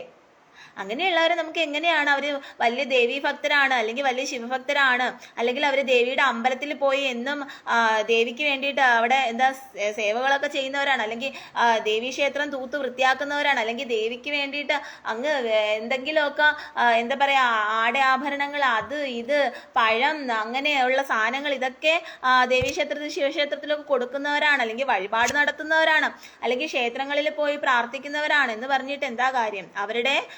അവർക്ക് മനുഷ്യരോട് കരുണയില്ലാത്തവരാണ്. ആ കരുണയും സ്നേഹവും പറയുന്ന ഒരു ആത്മാർത്ഥമായിട്ടുള്ള ഒരു ഭക്തിരസം, ആ ക്യാരക്ടറിലുള്ള ആ ഒരു സൗമ്യത, ആ ഒരു സ്നേഹം, ആ ഒരു ഇത് ഇല്ലാന്നുണ്ടെങ്കിൽ അവരെ എങ്ങനെയാണ് നമുക്ക് വലിയ ശിവഭക്തരാണ് അല്ലെങ്കിൽ ദേവീ ഭക്തരാണെന്നൊക്കെ പറയാൻ കഴിയുക? ഒരിക്കലും ഇല്ല. അങ്ങനെ ഭഗവാന്റെ ആ ലോകത്തിലെ കൈലാസത്തിലൊക്കെ അങ്ങനെ ഒരു ഇത് കിട്ടണമെന്നുണ്ടെങ്കിൽ ഈ പറയുന്നുള്ള ഈ യോഗിക് കാര്യങ്ങളെല്ലാം നമ്മൾ കുണ്ടലിനി ശക്തി ഉണർത്തി സഹസ്രാര പത്മത്തിലെത്തിച്ച് അങ്ങനെ ഓരോരോ സ്റ്റെപ്പ് ബൈ സ്റ്റെപ്പായിട്ട് നമുക്കിതെല്ലാം ചെയ്യാൻ കഴിയണം. അതിനാണ് മഹായോഗികൾ ഇഷ്ടം പോലെ ഉണ്ട്. മഹായോഗികളുണ്ട്, ഹിമാലയത്തിലൊക്കെ ഇഷ്ടംപോലെ അങ്ങനെയുള്ള മഹായോഗികളുണ്ട്. അവർക്കൊക്കെ അങ്ങനെയുള്ള കഴിവുകളുണ്ട്, അവർക്കൊക്കെ അതിനൊക്കെ കഴിയും. പക്ഷേ സാധാരണക്കാരായിട്ടുള്ള നമ്മൾ മനുഷ്യർക്കൊന്നും, സാധാരണക്കാരായ നമുക്കൊന്നും അതിനൊന്നും കഴിയില്ല എന്നുള്ളതാണ് ഏറ്റവും വലിയ സത്യം എന്ന് പറയുന്നത്. അതുകൊണ്ട് വലിയ അഹങ്കാരഭാവത്തിൽ ഞാൻ എന്താ പറയാ, ഞാൻ വലിയ ശിവഭക്തനാണ് അല്ലെങ്കിൽ ഞാൻ വലിയ ദേവീഭക്തിയാണെന്നൊക്കെ അവരോട് എനിക്ക് ഒന്നേ പറയാനുള്ളൂ, നിങ്ങൾ അങ്ങനെയാണെങ്കിൽ അത്രയും നിങ്ങൾ മറ്റുള്ളവർക്ക് വേണ്ടി അത്രയും നല്ല നന്മ ചെയ്യുന്നവരായിരിക്കണം. നിങ്ങളുടെ മനസ്സിൽ ഒരു അല്പം പോലും അഴുക്കുണ്ടാവരുത്. നിങ്ങളെല്ലാം ചെയ്യുന്ന കാര്യങ്ങളെല്ലാം നല്ലതായിരിക്കണം. നിങ്ങൾ അങ്ങനെയൊക്കെയുള്ള ഇതുണ്ടെങ്കിൽ നിങ്ങളെ ഞാൻ സമ്മതിക്കാം, അങ്ങനെ നിങ്ങൾ വലിയ ശിവഭക്തരാണ് അല്ലെങ്കിൽ നിങ്ങൾ വലിയ ദേവീഭക്തരാണെന്നൊക്കെ സമ്മതിക്കാം എന്നേ പറയാൻ കഴിയുള്ളൂ. ശ്ലോകം 38. സന്മൂലിലം സവിത് കമലമകരന്ദൈകരസികം ഭജേഹം സദ്വന്ദ്വം കിമപി മഹതാം മാനസചരം യഥാലാപാദഷ്ടാദ ദശശുഗുണിത വിദ്യാപരിണതീഹ യഥാദത്തേ ദോഷാത് ഗുണമഖിലമദ്ഭ്യഃ പയൈവ. ഈ ശ്ലോകത്തിൽ ആചാര്യൻ വ്യക്തമാക്കുന്നത് അനാഹത ചക്രത്തിലേക്ക് കുണ്ടലിനി പ്രവേശിക്കുമ്പോൾ സാധകന് ലഭിക്കുന്ന അനുഭൂതി വിശേഷണമാണ്. അല്ലയോ മഹാമായേ, ജ്ഞാനമാകുന്നു കമലത്തിലെ താമരപ്പൂവിലെ പൂന്തേൻ മാത്രം രസിച്ചു നുകരുകയും അനേകം മഹത്തുക്കളായ മഹാന്മാരുടെ ഹൃദയത്തിൽ വിഹരിക്കുകയും ഏത് തരത്തിലുള്ളതാണെന്ന് പ്രത്യേകിച്ച് പറയാൻ സാധിക്കാത്തതുമായ 2 ഹംസമിഥുനങ്ങളുടെ ആലാപനത്തിൽ നിന്നാണ് 18 വിദ്യകളും രൂപം കൊണ്ടിട്ടുള്ളത്. ഇവിടെ ഹംസദ്വന്ദ്ങ്ങളായി കാണുന്നത് ശിവശക്തികളെയാണ്. ഈ ഹംസമിഥുനങ്ങൾ ദോഷത്തിനുള്ളിൽ ഉൾക്കൊള്ളുന്നു. എല്ലാ നല്ല ഗുണങ്ങളെയും വെള്ളത്തിൽ നിന്ന് പാലിനെയാണ് പോലെ വേർതിരിച്ച് എടുക്കുന്നു. മനുഷ്യകുലത്തിലുള്ളവർ അറിഞ്ഞിരിക്കേണ്ട എല്ലാ വിദ്യകളും ഉൾപ്പെട്ടതാണ് അഷ്ടാദശ ഗുണവിദ്യയാണ് 18 വിദ്യകൾ.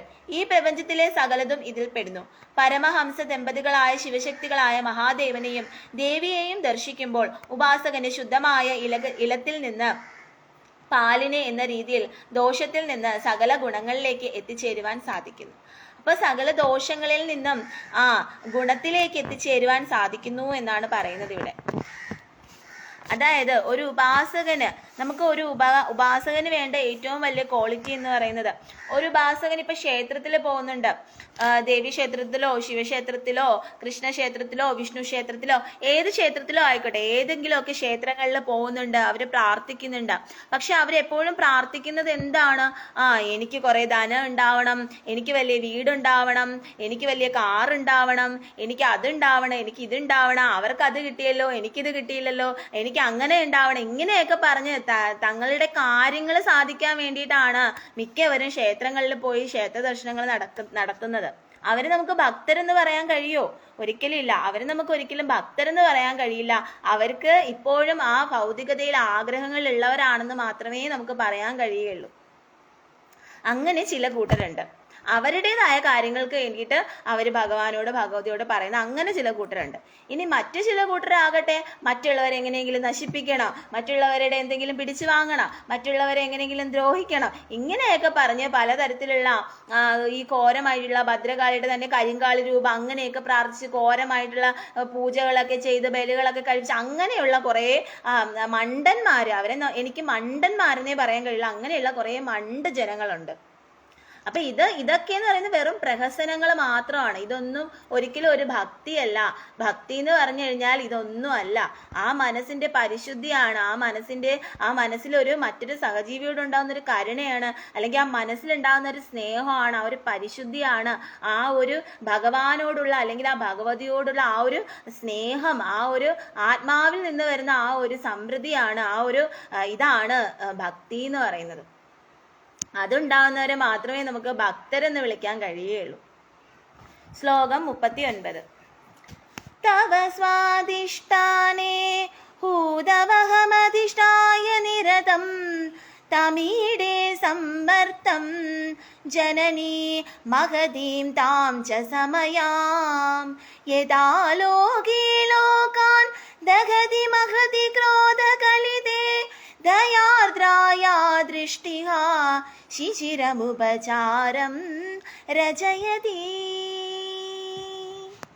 ഈ ശ്ലോകത്തിൽ ആചാര്യൻ വ്യക്തമാക്കുന്നത് അഗ്നിതത്വാത്മകമായ സ്വാധിഷ്ഠാന ചക്രത്തിൽ കുണ്ടലിനി ശക്തി എത്തുമ്പോൾ സാധകന് ലഭ്യമാകുന്ന ദർശനമാണ്. അല്ലയോ ലോകമാതാവേ, അവിടുത്തെ സ്വാധിഷ്ഠാന ചക്രത്തിൽ പ്രളയകാലാഗ്നിയുടെ അധിഷ്ഠാതാവായ രുദ്രനെ ഞാൻ സ്തുതിക്കുന്നു. ഈ അഗ്നിയുടെ ജ്വാലാശക്തി രൂപിണിയായ സമയ എന്ന ശക്തിയെയും ഞാൻ സ്തുതിക്കുന്നു. ഇത്തരത്തിലുള്ള രുദ്രശക്തികളുടെ അതിയായ കോപത്തോടുകൂടിയ ദൃഷ്ടി ലോകങ്ങളെ എല്ലാം ദഹിപ്പിക്കുമ്പോൾ നിന്ദിരവടിയുടെ കരുണയോട് കൂടിയ കടാക്ഷം കൊണ്ട് ഈ ലോകത്തിന് കുളിർമയെ പ്രദാനം ചെയ്ത് പുനർസൃഷ്ടിക്കുന്നു. നിന്ദിരവടിയാകുന്നു പരമചൈതന്യത്തിന്റെ വിവിധങ്ങളായ ഭാവങ്ങൾ മാത്രമാണ് ഈ പ്രപഞ്ചത്തിന്റെ ഉൽപ്പത്തിയും നാശവും എല്ലാം എന്ന് വ്യക്തമാകുന്നു. സ്വാധിഷ്ഠാന ചക്രം എന്നത് അഗ്നിതത്വത്തിന്റെ ഉൽപ്പത്തി സ്ഥാനമാണ്. ഈ പ്രപഞ്ചത്തിന്റെ മഹാസംഹാരകനായ രുദ്രനെയും കാലാഗ്നിയിൽ ജലരൂപിണിയായ മഹാമായയെയും ഞാൻ സ്തുതിക്കുന്നു.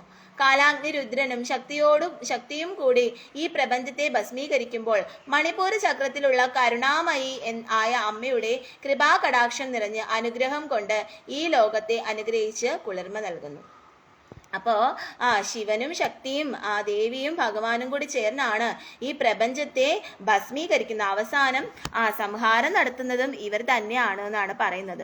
അതായത് ശിവഭഗവാനും ദേവിയുമാണ് ഈ പ്രപഞ്ചത്തിൽ സംഹാരം നടത്തുന്നത്. അങ്ങനെ സംഹാരം നടത്തി ഭസ്മീകരിച്ച് ശുദ്ധമാക്കിയിട്ട് വീണ്ടും ശുദ്ധമായിട്ടുള്ള ഒരു പ്രപഞ്ചത്തെ ഭഗവാനും ഭഗവതിയും സൃഷ്ടിക്കുന്നു എന്നാണ് ഇവിടെ പറയുന്നത്.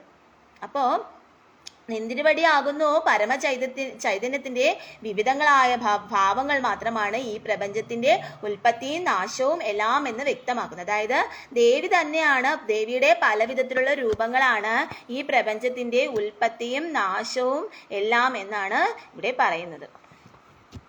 ശ്ലോകം 40. തടിതുന്ദം ശക്ത്യാതിമിര പരിബന്ധി സ്ഫുരണയാ സ്ഫുരന്നാരത്നാഭരണ പണി പരിണന്ത്രേണ ധനുഷം തവ ശ്യാമം മേഘം കമഭിമണിപൂരകൈകശരണം നിഷേവേ വർഷന്തം ഹരിമിഹിരതപ്തം ത്രിഭുവനം. കുണ്ടലിനി ശക്തി മണിപുര ചക്രത്തിൽ എത്തുമ്പോൾ ഉപാസകന് ലഭ്യമാകുന്ന ദർശനമാണ് ആചാര്യൻ ഈ ശ്ലോകത്തിൽ വ്യക്തമാക്കുന്നത്. അല്ലയോ ദേവി, ഇരുട്ടിന്റെ ശത്രുവായ ശോഭയാർന്ന പ്രകാശത്തോടു കൂടിയും മിന്നൽ പിണരോടും കൂടിയവനാണ് പശുപതി. ശോഭയോട് കൂടിയ അനേകം രത്നങ്ങളാൽ ഉണ്ടാക്കിയ ഇന്ദ്രധനുസോട് കൂടിയവനാണ് പശുപതി. അവിടുത്തെ മണിപൂരക ചക്രം മുഖവാസസ്ഥാനമാക്കിയവനാണ് പശുപതി. സംഹാര രുദ്രനാകുന്ന പ്രളയകാല ആദ്യത്തിനാൽ ദഹിപ്പിച്ച ഈ 3 ലോകങ്ങളെയും ത്രിഭുവനം കാരുണ്യമാകുന്ന വർഷം കൊണ്ട് കുളിർപ്പിക്കുന്ന കാർമേക രൂപ പശുപതിയെ ഞാൻ അങ്ങേയറ്റം സേവിക്കുന്നു. മണിപൂരത്തിൽ വസിക്കുന്നു ശിവശക്തി ചൈതന്യത്തെ ഭക്തിയോടെ പൂജയാൽ സേവിക്കുന്നു. ഉപാസകന്റെ ഉള്ളിലുള്ള അജ്ഞാനമാകുന്നു അന്ധകാരത്തെ പുറംതള്ളി അയാളുടെ മനസ്സിൽ പ്രകാശം നിറയ്ക്കുന്നു.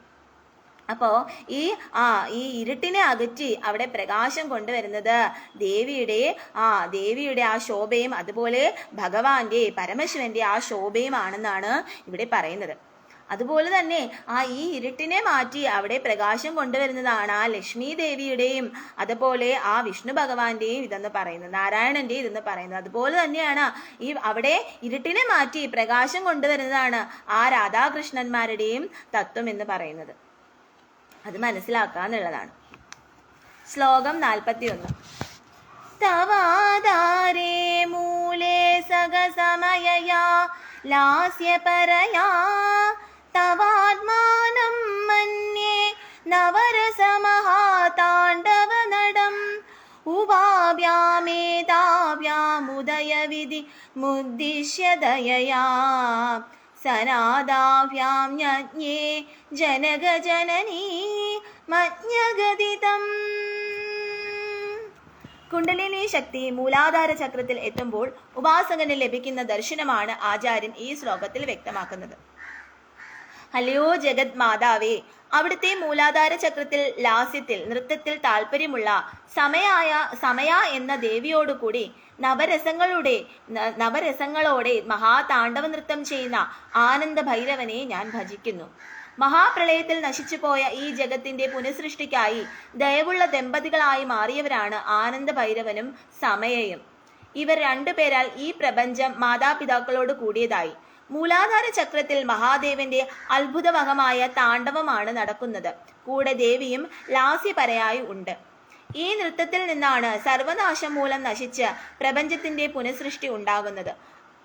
അങ്ങനെ ഈ പ്രപഞ്ചത്തിന്റെ മാതാപിതാക്കളായി തീരുകയാണ് ശിവശക്തികൾ. അപ്പോ ഈ പ്രപഞ്ചം മുഴുവൻ പ്രളയജലത്തിൽപ്പെട്ട് തകരുമ്പോൾ നിങ്ങൾക്ക് മനസ്സിലാക്കാം, ഈ പ്രപഞ്ചം എന്ന് പറയുന്നത് എപ്പോഴായാലും ഇല്ലാതാവുന്ന ഒരു സംഭവം തന്നെയാണല്ലേ.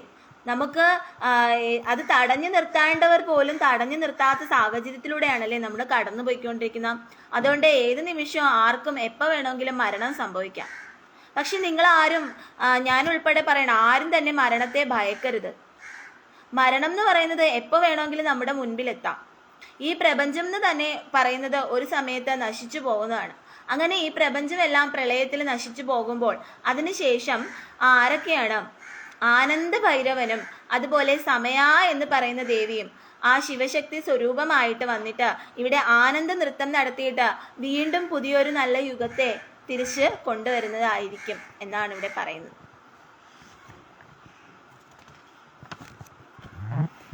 സൗന്ദര്യലഹരി 2-ാം ഭാഗം, ശ്ലോകം 42. ഗതൈർമാണികൃത്വം ഗഗനമണിഭിഃ സാന്ദ്രകടിതം കിരീടം തേ ഹൈമം ഹിമഗിരിസുതേ കീർത്തയതി യഃ സനീടേ യച്ഛായാ ചൂരണശബളം ചന്ദ്രശകലം ധനുഹാ ശൗനാസീരം കിമിതിനാ ദിബനാദിദിഷണാം. ഈ ശ്ലോകം മുതൽ ദേവിയുടെ രൂപത്തെ വർണ്ണിച്ചുകൊണ്ട് ഉള്ളതാണ്. ആരംഭത്തിൽ വ്യക്തമാക്കുന്നത് അമ്മയുടെ കിരീടത്തെ കുറിച്ചാണ്. അല്ലയോ ഹിമവൽ പുത്രിയായ മഹാമായി, അവിടുത്തെ സുവർണ കിരീടം മാണിക്യഭാവത്തെ പ്രാപിച്ച് 12 സൂര്യന്മാർ ഞെരുക്കി യോജിപ്പിച്ച് നിർമ്മിച്ച അതിയായ സമ്പൂർണ്ണ ശോഭ വിതറുന്ന കിരീടത്തെ യാതൊരു കവിശ്രേഷ്ഠൻ വാക്കുകളിലൂടെ വർണ്ണിക്കാൻ ശ്രമിച്ചാൽ ആ കവീന്ദ്രന് ദേവിയുടെ കിരീടത്തിലുള്ള ചന്ദ്രകലയെ കൂടി വർണ്ണിക്കേണ്ടി വരും. അനേകം മനോഹരമായ രത്നങ്ങളുടെ പ്രഭാകിരണങ്ങൾ വിതറി ചിത്രവർണ്ണമയമായിരിക്കുന്ന ചന്ദ്രകല കണ്ടാൽ അത് മഴവില്ല് അല്ലയോ എന്ന് ആരാണ് സംശയിക്കാത്തത്? അത്രത്തോളം കാന്തിയാണ് അവിടുത്തെ കിരീടം. ദേവിയുടെ സ്ഥൂലരൂപം വർണ്ണിച്ചിരിക്കുന്നത് സാധാരണ ഉപാസകർക്ക് വേണ്ടിയാണ്. കാരണം ഈ രൂപത്തിൽ, സ്ഥൂലരൂപത്തിൽ ദേവിയെ ആയാസമില്ലാതെ സങ്കല്പിച്ച് ആരാധിക്കുവാൻ സാധിക്കും. അപ്പൊ ദേവിയെ സ്ഥൂലരൂപത്തില് എങ്ങനെയാണ് ആരാധിക്കുന്നതെന്നാണ് ഇവിടെ പറയുന്നത്. ദേവിയുടെ ഹിമവൽ പുത്രിയായ മഹാമായി അവിടുത്തെ സുവർണ കിരീടം മാണിക്യഭാവത്തെ പ്രാപിച്ചിട്ട് സൂര്യന്മാരാൽ ഞെരുക്കി യോജിപ്പിച്ചിട്ട് നിർമ്മിച്ച അതിയായ സുവർണ ശോഭ വിതറുന്ന കിരീടമായിട്ടാണ്. അങ്ങനെ യാതൊരു കവിശ്രേഷ്ഠൻ വാക്കുകളോടെ വർണ്ണിക്കാൻ ശ്രമിച്ചാൽ ആ കവീന്ദ്രന് ദേവിയുടെ കിരീടത്തിലുള്ള ചന്ദ്രകലയെ കൂടി വർണ്ണിക്കേണ്ടി വരും. അങ്ങനെ ആ കിരീടവും ആ മനോഹരമായ ചന്ദ്രകലയും ഒക്കെ നമുക്ക് ധ്യാനിക്കാം. എനിക്ക് അത് പറയാൻ വെച്ചാൽ ദേവിയെ നമ്മൾ ധ്യാനിക്കാം. ദേവീനെ ധ്യാനിക്കുമ്പോൾ അത്രയും മനോഹരമായിട്ടാണ് നമ്മൾ ധ്യാനിക്കുന്നത്. സിന്ദൂരാരുണ വിഗ്രഹം നിങ്ങൾക്ക് അറിയാം അല്ലേ? ആ ശ്ലോകം ഞാൻ മുമ്പ് പറഞ്ഞിട്ടുണ്ട്. ഇപ്പൊ നമുക്ക് ദേവി തന്നെയാണ് ഇച്ഛാശക്തി, ജ്ഞാനശക്തി, ക്രിയാശക്തിയൊക്കെ തരുന്നത്. അപ്പൊ ആ ദേവി തന്നെ പല തരത്തിൽ വന്ന് പല മനുഷ്യരുടെ രൂപത്തിൽ വന്ന് റസൽ ജോയിയൊക്കെ പോലുള്ള അങ്ങനെയൊക്കെയുള്ള മനുഷ്യരുടെയൊക്കെ ഉള്ളിൽ വന്ന് അങ്ങനെയൊക്കെ നമ്മളോട് ആ ഭഗവാനും വന്ന് നമുക്ക് വേണ്ടിയിട്ട് സംസാരിക്കാറുണ്ട്. നല്ല കാര്യങ്ങൾ പറഞ്ഞു തരാറുണ്ട്.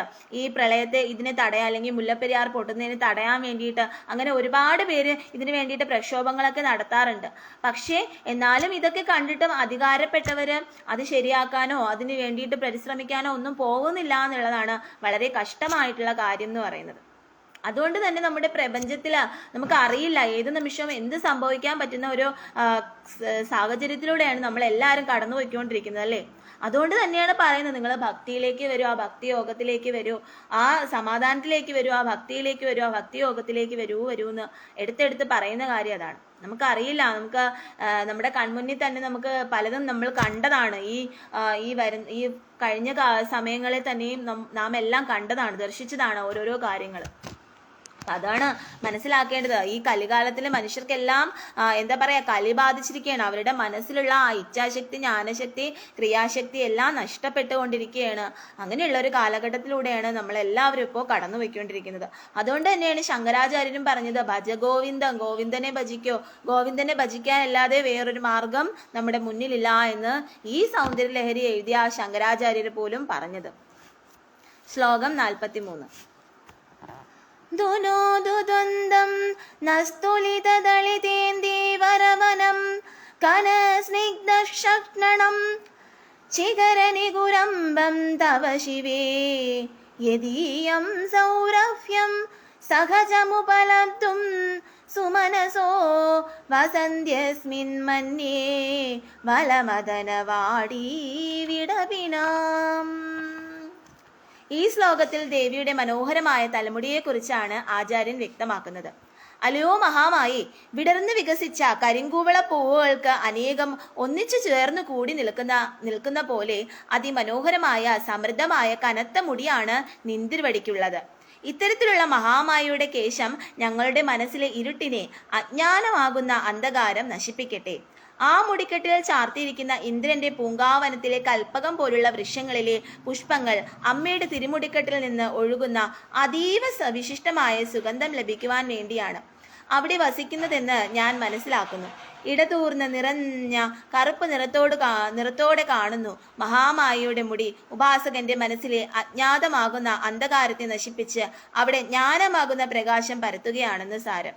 ഈ പ്രപഞ്ചത്തിലെ ഏറ്റവും മനോഹരവും സൗന്ദര്യവും നിറഞ്ഞ പുഷ്പങ്ങളാണ് നന്ദന ഉദ്യാനത്തിലുള്ള പാരിജാത പൂക്കൾ.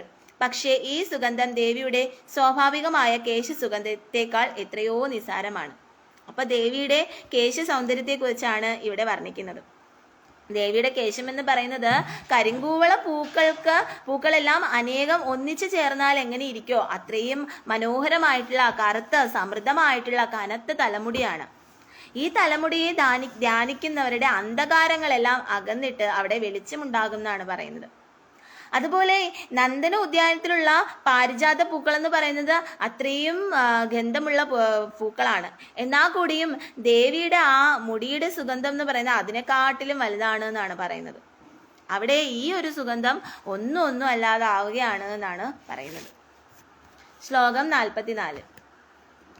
തനോദുഷേമം നസ്തവ വദന സൗന്ദര്യലഹരീ പരിവാഹഃ സ്തോത്ര സരണിരിവ സീമന്ത സരണീഹ വഹന്തി സിന്ദൂരം പ്രബലഗബരി ഭാരതിമിര ദിശാം വൃന്ദൈർ ബന്ധീകൃതമിവ നവീനാർക്കകിരണം. പരാശക്തിയുടെ മുഖസൗന്ദര്യ മഹിമയാണ് ഈ ശ്ലോകത്തിന്റെ സാരം. അലയോ പരമശിവപത്നി, അവിടുത്തെ സീമന്തരേഖ നിന്തിരുവടിയുടെ മുഖത്തിന്റെ അതിമനോഹരമായ സൗന്ദര്യം ഇറങ്ങാനുള്ള ഒരു മാർഗമാണെന്ന് തോന്നുമാറായിരിക്കുന്നതും നല്ല കറുത്ത് ഇരുണ്ട അമ്മയുടെ കേശഭാരത്തിന് നടുവിൽ ഉണ്ടായിരുന്ന സീമന്തരേഖയിലെ ചുവന്ന സിന്ദൂരത്തെ കണ്ടാൽ ഉദയസൂര്യന്റെ മനോഹരമായ കിരണങ്ങളെന്ന് പോലെയാകുന്നു. സ്ത്രീകൾ അവരുടെ തലമുടി രണ്ടായി വീതിച്ചെടുക്കുമ്പോൾ ഇടയിൽ തെളിഞ്ഞു കാണുന്ന നേർരേഖയാണ് സീമന്തരേഖ. ഉത്തമികളായ സ്ത്രീകൾ ദീർഘമാംഗല്യത്തിനായി സീമന്തരേഖയിൽ കുങ്കുമം തൊടുന്നത് പതിവുണ്ട്. അപ്പോൾ ദേവിയുടെ ദേവിയുടെ കുങ്കുമത്തെ കുറിച്ചാണ് പറയുന്നത്. അത് ഉദയസൂര്യനെ പോലെയാണ് എന്നാണ് പറയുന്നത്. അപ്പോൾ അങ്ങനെ ആ സിന്ദൂരം ഇങ്ങനെ തൊടുമ്പോൾ അത് കാണുന്നത് തന്നെ ഉദയസൂര്യൻ ഉദിച്ചു നിൽക്കുന്ന പോലെയുള്ള ശോഭയാണ് ആ ദേവിയുടെ സിന്ദൂരം എന്നാണ് ഇവിടെ ഉപമിക്കുന്നത്. ശ്ലോകം 45. ഹരാളൈഹ സ്വഭാവ്യാദളികളവ ശ്രീവിരളൈകൈഹ പരീതം ദേവക്രം പരിഹസതി പങ്കേരുഹരുചിം ധരസ്വേര യസ്മിൻ ദശനരുചി കിഞ്ചൽ കരുചിരേ സുഗന്ധൗ മാദ്യന്തി സ്മരദഗന ചക്ഷുർ മധുലിഹാഹ. ദേവിയുടെ സ്ഥൂലരൂപ വർണ്ണനയിൽ വദന സൗന്ദര്യ മഹിമയാണ് ഈ ശ്ലോകത്തിന്റെ സാരം. അലയോ ദേവി, നിന്തിരുവടിയുടെ വദന സൗന്ദര്യം താമരപ്പൂവിന്റെ സൗന്ദര്യത്തെ പരിലസിക്കുന്ന മനോഹരമായ കുറുനിരകളാൽ ചുറ്റപ്പെട്ടതാകുന്നു. ആ കുറുനിരകൾ വണ്ടിൻ കൂട്ടങ്ങൾക്ക് സമാനമായ കാന്തിയോട് കൂടിയതും സ്വാഭാവികമായതും ചുരുണ്ടതുമാണ്. മന്ദഹസിക്കുമ്പോൾ ചെറുതായിട്ടുള്ള പുഞ്ചിരിയാണ് അവിടുത്തെ മുഖകമലത്തിൽ ദൃശ്യമാകുന്നത്. ദേവി പുഞ്ചിരിക്കുമ്പോൾ കാണുന്ന ദന്തനിര അവിടുത്തെ മുഖകമലത്തിലെ പോലെ സാമ്യം തോന്നുന്നതാണ്. കുറുനിരകളാൽ ചുറ്റപ്പെട്ട മഹാമായയുടെ മനോഹരമായ മുഖകേസരങ്ങളാണ്. വണ്ടുകളാൽ ചുറ്റപ്പെട്ട താമരപ്പൂവിനെ ആ മുഖസൗന്ദര്യത്തിൽ കാമവൈരിയായ പരമശിവന്റെ നോട്ടങ്ങൾ മയങ്ങിപ്പോകുന്നു. അപ്പൊ ദേവിയുടെ ആ മനോഹരമായിട്ടുള്ള മുഖസൗന്ദര്യത്തെ കുറിച്ചാണ് ഈ ശ്ലോകത്തിൽ വർണ്ണിക്കുന്നത്. ശ്ലോകം 46. ലലാടം ലാവണ്യദുതി വിമലമാപാദിതവയത് ദിദേയം തന്മേന്യേ മകുടഘടിതം ചന്ദ്രശകലം വിപര്യാസന്യാസാദുഭയമപി സംഭൂയ ചമിതഃ സുതാളേ ബസ്യൂതിഃ പരിണമതിരാകാഹി മകരഃ. ഈ ശ്ലോകത്തിൽ അഖിലാണ്ടകോടി ബ്രഹ്മാണ്ഡ നായികയുടെ നെറ്റിത്തടത്തിന്റെ സൗന്ദര്യ മഹിമയാണ് സാരം. അല്ലയോ ദേവി, അവിടുത്തെ നെറ്റിത്തടത്തിന്റെ ലാവണ്യ ശോഭ കാണുന്ന വേളയിൽ അമ്മയുടെ കിരീടത്തിൽ ചേർന്നിരിക്കുന്ന ചന്ദ്രക്കല കൂടാതെയുള്ള രണ്ടാമത്തെ ചന്ദ്രക്കലയാണെന്ന് എനിക്ക് തോന്നുന്നു. ഈ രണ്ട് ചന്ദ്രക്കലകളെയും മറിച്ചു വെച്ച് ഒന്നിച്ചു ചേർത്താൽ അമൃത രസം നിറഞ്ഞ പൂർണ്ണ ചന്ദ്രനായി ശോഭിക്കുന്നു. കിരീടത്തിലുള്ള ചന്ദ്രക്കല ഊർധ്വമുഖവും നെറ്റിത്തടത്തിലുള്ള ചന്ദ്രക്കല അധോമുഖവുമാണ്. വിവരിക്കുമ്പോൾ വാക്കുകളില്ലാത്ത അവസ്ഥയിൽ അതിമനോഹരമായി ശോഭിക്കുന്ന ദേവിയുടെ നെറ്റിത്തടം സാധകന്റെ ധ്യാനമണ്ഡലത്തിൽ ശോഭിക്കുമ്പോൾ അജ്ഞാനമാകുന്നു. അണ്ഡകാരത്തിന്റെ അവസ്ഥ മാറി ഏറ്റവും പരിശുദ്ധമായ ജ്ഞാനത്തിന്റെ ശോഭ മനസ്സിൽ നിറയുന്നു എന്ന് സാരം. അപ്പൊ ദേവിയുടെ ആ നെറ്റിത്തടത്തെ കുറിച്ചാണ് പറയുന്നത്. ദേവിയുടെ ആ നെറ്റിത്തടം കാണുമ്പോൾ മറ്റൊരു ചന്ദ്രനാണോ എന്ന് തോന്നിപ്പോകുന്ന രീതിയിലാണ് ദേവിയുടെ ആ മനോഹരമായ നെറ്റിത്തടങ്ങൾ എന്നാണ് പറയുന്നത്. ശ്ലോകം 47. ഭുവനഭയഭംഗവ്രസനനീ ത്വദീയേ നേത്രാഭ്യാം മധുകരരുചിഭ്യാം ധൃതഗുണം ദം ധനുർമന്യേ സംവേതരകരഗൃഹീതം രതിപതേഃ പ്രകോഷ്ഠേ മുഷ്ടൗ ച സ്ഥഗയതി നിഗൂഢാന്തരമുമേ. അല്ലയോ ദേവി, അവിടുത്തെ അല്പം വളഞ്ഞ പുരികക്കൊടി കാണുമ്പോൾ കാമദേവന്റെ വില്ല് പോലുള്ള ആകൃതിയിലുള്ളതാണെന്ന് തോന്നും. മനോഹരികളായ സ്ത്രീകളുടെ പുരികങ്ങളെ കാമദേവന്റെ വില്ലിനോട് ഉപമിക്കാറുണ്ട്.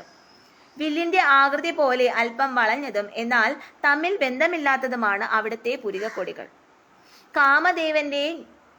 കാമദേവന്റെ ഞാൻ വണ്ടുകളാണ്. ഈ വില്ലിന്റെ ഞാൻ വണ്ടുകളുടെ കാന്തി പോലെയുള്ള നിന്തിരുവടിയുടെ കണ്ണുകളാണ്.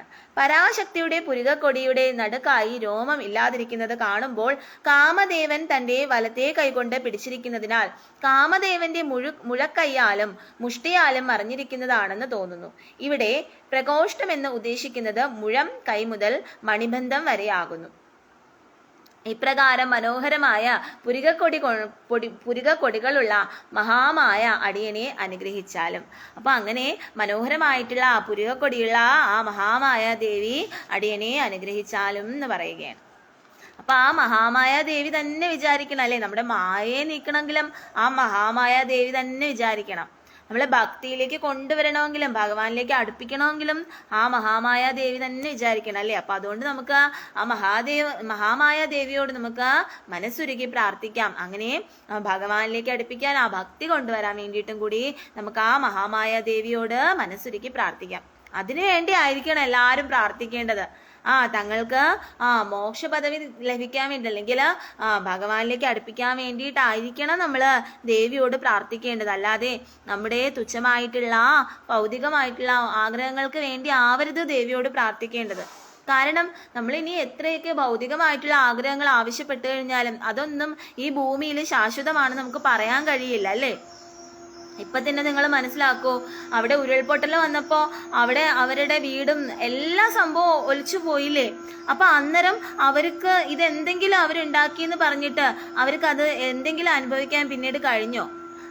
അതാണ് പറയുന്നത്. ഇതൊക്കെയെന്ന് പറയുന്നത് എന്താ പറയാ, നമുക്കതൊന്നും ചിന്തിക്കാൻ കഴിയില്ല. ഇതൊക്കെയെന്ന് പറയുന്നത് ഈ ഭൗതികമായിട്ടുള്ളതെന്ന് പറയുന്നത് അതിൽ നമ്മൾ ആർത്തിപ്പൂണ്ട് അതിന് വേണ്ടിയിട്ട് നമ്മൾ ഒന്നും പറഞ്ഞിട്ട് കാര്യമില്ല. അതൊക്കെ ഈ ഏത് നിമിഷം വേണമെങ്കിലും നമ്മളിൽ നിന്ന് നഷ്ടപ്പെട്ടു പോവാവുന്ന സാധനങ്ങളാണ്. അപ്പൊ അതിനൊക്കെ വേണ്ടിയിട്ട് വെറുതെ പ്രാർത്ഥിച്ച് സമയം കളയാതെ ആ ദേവിയിലേക്ക് എത്താൻ, അല്ലെങ്കിൽ ആ ഭഗവാനിലേക്ക് എത്താൻ വേണ്ടിയിട്ട്, ആ ഗോവിന്ദനിലേക്ക് എത്താൻ വേണ്ടിയിട്ട് വേണം നിങ്ങൾ ദേവിയോട് പ്രാർത്ഥിക്കേണ്ടത്. ശ്ലോകം 48. അഹഹസൂദേവ സവ്യം തവ നയനമർക്കാൻമതയാം ത്രിയാമാം വാമം തേ സൃജതി രജനീനായകതയാ തൃതീയാ തേ ദൃഷ്ടിർദു രദളിത ഹേമാംബുജരുചിഹാ സമാദത്തേ സന്ധ്യാം ദിവസനിശയോരന്തരചരീം. അമ്മയുടെ മനോഹരങ്ങളായ നേത്രങ്ങളെ കുറിച്ച് വർണ്ണിക്കുന്നതാണ് ഈ ശ്ലോകം.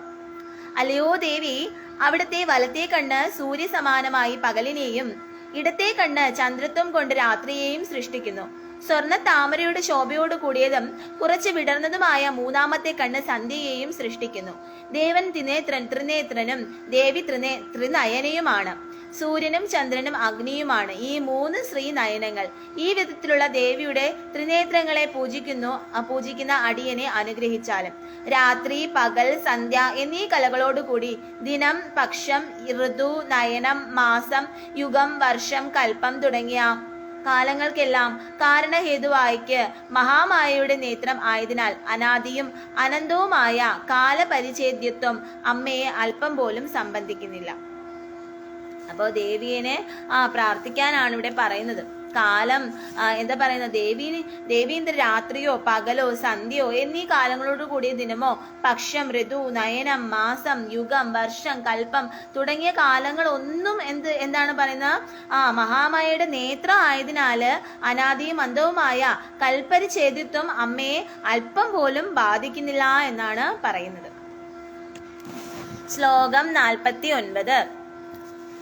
വിശാലാ കല്യാണി സ്ഫുടരുചിരയോദ്യകുവലയൈഃ കൃപാതാരാധാര കിമപി മധുരാ ഭോഗവതികാ അവന്തി ദൃഷ്ടിസ്തേ ബഹുനഗര വിസ്താര വിജയാ ധ്രുവം തത്തന്നാമ വ്യവഹരണ യോഗ്യാ വിജയതേ. ദേവിയുടെ നേത്ര സൗന്ദര്യ മഹിമയും നേത്രങ്ങളുടെ നാനാതരത്തിലുള്ള പ്രത്യേകതകളെ കുറിച്ച് വിവരിക്കുന്നതാണ് ഈ ശ്ലോകത്തിന്റെ സാരം. അല്ലയോ ദേവി, അവിടുത്തെ നേത്രങ്ങൾ വിസ്താരമുള്ളതിനാൽ വിശാലയായും അവിടുത്തെ നേത്രങ്ങൾ മംഗളസ്വരൂപമാകിയാൽ കല്യാണിയായും അവിടുത്തെ നല്ല രീതിയിൽ പ്രകാശിപ്പിക്കുന്ന ശോഭയോടു കൂടിയതും കരിംകൂവളങ്ങൾക്ക് പോലും യുദ്ധം ചെയ്ത് തോൽപ്പിക്കാൻ സാധിക്കാത്തതിനാൽ കരിംകൂവളത്തിന്റെ സൗന്ദര്യത്തെക്കാൾ അതിമനോഹരമാണ് അമ്മയുടെ നേത്ര സൗന്ദര്യം എന്ന് സാരം. അയോധ്യയായും കാരുണ്യ പ്രവാഹത്തിന് ധാരമാകയാൽ ധാരയായും ആ നേത്രങ്ങൾ അവാജ്യമായ മധുരത്തോടു കൂടി ആയതിനാൽ മധുരയായും ഈ നേത്രങ്ങൾ നീളമേറിയതിനാൽ ഭോഗവതിയായും ഈ പ്രപഞ്ചത്തിൽ ആകെ രക്ഷിക്കുന്നതിനാൽ ആവന്തികയായും അനേകം നഗരങ്ങളുടെ സമഷ്ടിയായി ശോഭിക്കുന്നത് കൊണ്ട് വിജയയായും ബഹുനഗര വിസ്താര വിജയായും വിളങ്ങുന്ന അവിടുത്തെ ദൃഷ്ടി വിശാല, കല്യാണി, അയോധ്യ, ധാര, മധുര, ഭോഗവതി, അവന്തി, വിജയ എന്ന സ്ഥലനാമങ്ങളിൽ വ്യവഹിച്ച് അങ്ങനെ ലോക നന്മയ്ക്കായി ദേവി പല അവസരങ്ങളിലും പല ഭാവങ്ങൾ സ്വീകരിച്ചിട്ടുണ്ട്. അമ്മയുടെ ദൃഷ്ടികളെ ധ്യാനിച്ച് ഉപാസിക്കുന്ന സാധകന്റെ മേൽ ഈ പ്രപഞ്ചത്തിലെ ദൃഷ്ടി പതിയുമെന്ന് സാരം. അപ്പൊ അമ്മയുടെ ആ കണ്ണുകളെ ധ്യാനിക്കുന്ന ആ ഉപാസകന് ഉപാസകന് അമ്മയുടെ ദൃഷ്ടി, അമ്മ ആ ഉപാസകനിൽ ശ്രദ്ധ ചെലുത്തും, അമ്മയുടെ ദൃഷ്ടി അവിടെ പതിയുമെന്നാണ് ഇവിടെ പറയുന്നത്. ശ്ലോകം 50. കവീനാം സന്ദർഭസ്തബക മകരൈന്ദകരസികം കടാക്ഷവ്യാക്ഷേപഭ്രമരകളഭൗ കർണയുഗളം അമുഞ്ചന്തൗ ദൃഷ്ട്വാ തവനവരസാസ്വാദതരളാ വസൂയാ സംസർഗാദളികനയനം കിഞ്ചിതരുണം. അല്ലയോ ദേവി, ദേവിയെ സ്തുതിച്ചുകൊണ്ട് പാടുന്ന കവികളുടെയോ ഉപാസകരുടെയോ സ്തുതികളെ ആസ്വദിച്ചുകൊണ്ട് മാത്രം നിന്തിരുവഴിയുടെ ചെവികൾ പരിലസിക്കുകയാണ്. അവയെ സദാ കടാക്ഷം ചൊരിഞ്ഞുകൊണ്ട് ദേവിയുടെ കണ്ണുകൾ വർത്തിക്കുകയാണ്. ഇവിടെ മഹത് കവികളുടെ ദേവിയെ സ്തുതിച്ചു കൊണ്ടുള്ള കാവ്യ സൃഷ്ടികളെ ധാരാളം പുഷ്പങ്ങൾ ഒന്നിച്ചു ചേർന്നിരിക്കുന്ന പൂങ്കുലയോട് ഉപമിച്ചിരിക്കുകയാണ്. ദേവിയുടെ രണ്ടു നേത്രങ്ങൾ നവരസങ്ങളെ ആസ്വദിക്കുന്നതിന് താല്പര്യമുള്ള കാതുകളോട് ചേർന്ന് വിട്ടുപിരിയാതെ വർത്തിക്കുന്നു. അവിടുത്തെ കണ്ണുകളാകുന്ന ചെറുവണ്ടുകളെ ദർശിച്ചിട്ട് അസൂയയാൽ നിന്തിരുവടിയുടെ നെറ്റിത്തടങ്ങളിലുള്ള മൂന്നാം കണ്ണ് അല്പം ചുവന്നിരിക്കുന്നതായി കാണുന്നു. ദേവിയുടെ മൂന്നാം കണ്ണിൽ ദൃശ്യമാകുന്ന അരുണനിറം കാണുമ്പോൾ ഉപാസകന് അങ്ങനെ ചിന്തിക്കാനാണ് തോന്നുന്നത്. അമ്മയുടെ കണ്ണുകളെയും കാതുകളെയും ആരാധിക്കുന്ന സാധകന് വിദ്യാദേവതയുടെ അനുഗ്രഹ വർഷം ലഭിക്കുമെന്ന് സാരം. ദേവിയുടെ നേത്രങ്ങൾ വളരെ നീളമുള്ളതും അത് കാതിന്റെ സമീപം വരെ എത്തുന്നതുമാണ്. അവയ്ക്ക് മുഖസൗന്ദര്യ ശാസ്ത്ര സങ്കല്പത്തിൽ അതിയായ പ്രാധാന്യമുണ്ട്. അപ്പോൾ ദേവിയുടെ നേത്രങ്ങളെ കുറിച്ചാണ് ഇതിൽ പറയുന്നത്. ഞാനിതിങ്ങനെ വായിച്ചു പോകുന്നത് എന്തെന്ന് വെച്ച് കഴിഞ്ഞാല്, ഇത് നമുക്ക് ദേവിയെ കുറിച്ചുള്ള ദേവിയുടെ ഓരോ ഭാഗങ്ങളെ കുറിച്ച് പറയുന്നതാണ്. അതുകൊണ്ട് തന്നെ ഞാനിത് വായിച്ചു പോകുമ്പോൾ തന്നെ നിങ്ങൾ ശ്രദ്ധയായിട്ട് കേൾക്കുക എന്നുള്ളതാണ്. അതാണ് ഞാൻ രണ്ടാമതൊരു പ്രാവശ്യം കൂടെ വായിക്കാനായിട്ട് വരാത്തത്. അത് അത്രയും ശ്രേഷ്ഠമായിട്ടുള്ളതാണ്. ഒരു പ്രാവശ്യം തന്നെ വായിക്കുന്നെന്ന് പറയുന്നത് തന്നെ ഏറ്റവും വലിയ കാര്യമാണെന്നുള്ളതാണ്. അപ്പോൾ അല്ലയോ ദേവിയെ സ്തുതിച്ചുകൊണ്ട് പാടുന്ന കവികളുടെയോ ഉപാസകരുടെയോ സ്തുതികളെ ആസ്വദിച്ചുകൊണ്ട് മാത്രം നിന്തിരുവഴിയുടെ ചെവികൾ പരിലസിക്കുകയാണ്. അതായത് ദേവിയെ കുറിച്ച് ആരൊക്കെയാണോ സ്തുതിക്കുന്നത്, ആരൊക്കെയാണോ പാടുന്നത്, അവരുടെ മാത്രം കീർത്തനങ്ങളാണ് ദേവി കേൾക്കുന്നത് എന്നാണ് പറയുന്നത്. അവയെ സദാ കടാക്ഷം ചൊരിഞ്ഞുകൊണ്ട് ദേവിയുടെ കണ്ണുകൾ വർത്തിക്കുകയാണ്. അതിനെയാണ് സദാ കടാക്ഷം ചൊരിഞ്ഞുകൊണ്ട് ദേവിയുടെ കണ്ണുകൾ വർത്തിക്കുന്നത്. ഇവിടെ മഹത് കവികളുടെ ദേവിയെ സ്തുതിച്ചുകൊണ്ടുള്ള കാവ്യ സൃഷ്ടികളെ ധാരാളം പുഷ്പങ്ങൾ ഒന്നിച്ചു ചേർന്നിരിക്കുന്ന പൂങ്കുലയോട് ഉപമിച്ചിരിക്കുകയാണ്. അങ്ങനെ ദേവിയെ കുറിച്ച് ഒരുപാട് കവിശ്രേഷ്ഠന്മാർ എഴുതിയിട്ടുണ്ട്. അവരുടെ എല്ലാ ആ കവിതകളെല്ലാം എന്ന് പറയുന്നത് പൂങ്കുല പോലെയാണ്. അങ്ങനെയാണ് ഉപമിച്ചിരിക്കുന്നത്. ശ്ലോകം 51. ശിവേ ശൃംഗാരാത്ര തദികരജനേ കുൽസനപരാ സരോക്ഷാ ഗംഗായാം ഗിരിശചരിതേ വിസ്മയവതേ ഹരാഹിഫ്യോഫീത സരസീരുഗ സൗഭാഗ്യജനനീ സഖീഷു സ്മേരാതേ മയേ ജനനീ ദൃഷ്ടിഹാ സകരുണാ. നിന്തിരുവടിയുടെ നോട്ടങ്ങളുടെ സൗന്ദര്യ മഹിമയാണ് ഈ ശ്ലോകത്തിലെ പ്രതിപാദ്യ വിഷയം. അല്ലയോ മഹാമായേ, അമ്മയുടെ നോട്ടം പരമശിവനിൽ ശൃംഗാരരസം കൊണ്ട് ആർദ്രമായതാണ്. ആ ശിവനെ ഒഴിച്ച് മറ്റുള്ളവരിൽ നിന്ദയോട് കൂടിയതാണ്. അവിടുത്തെ ദൃഷ്ടി നവരസങ്ങളിൽ 8 രസങ്ങളെ പ്രതിബിംബിക്കുന്നതായി ഇവിടെ വ്യക്തമാക്കുന്നു. ശൃംഗാരം, വീരം, കരുണം, രൗദ്രം, ഭയാനകം, അത്ഭുതം, ബീഭത്സം, ഹാസ്യം എന്നിവയാണ് ആ 8 രസങ്ങൾ.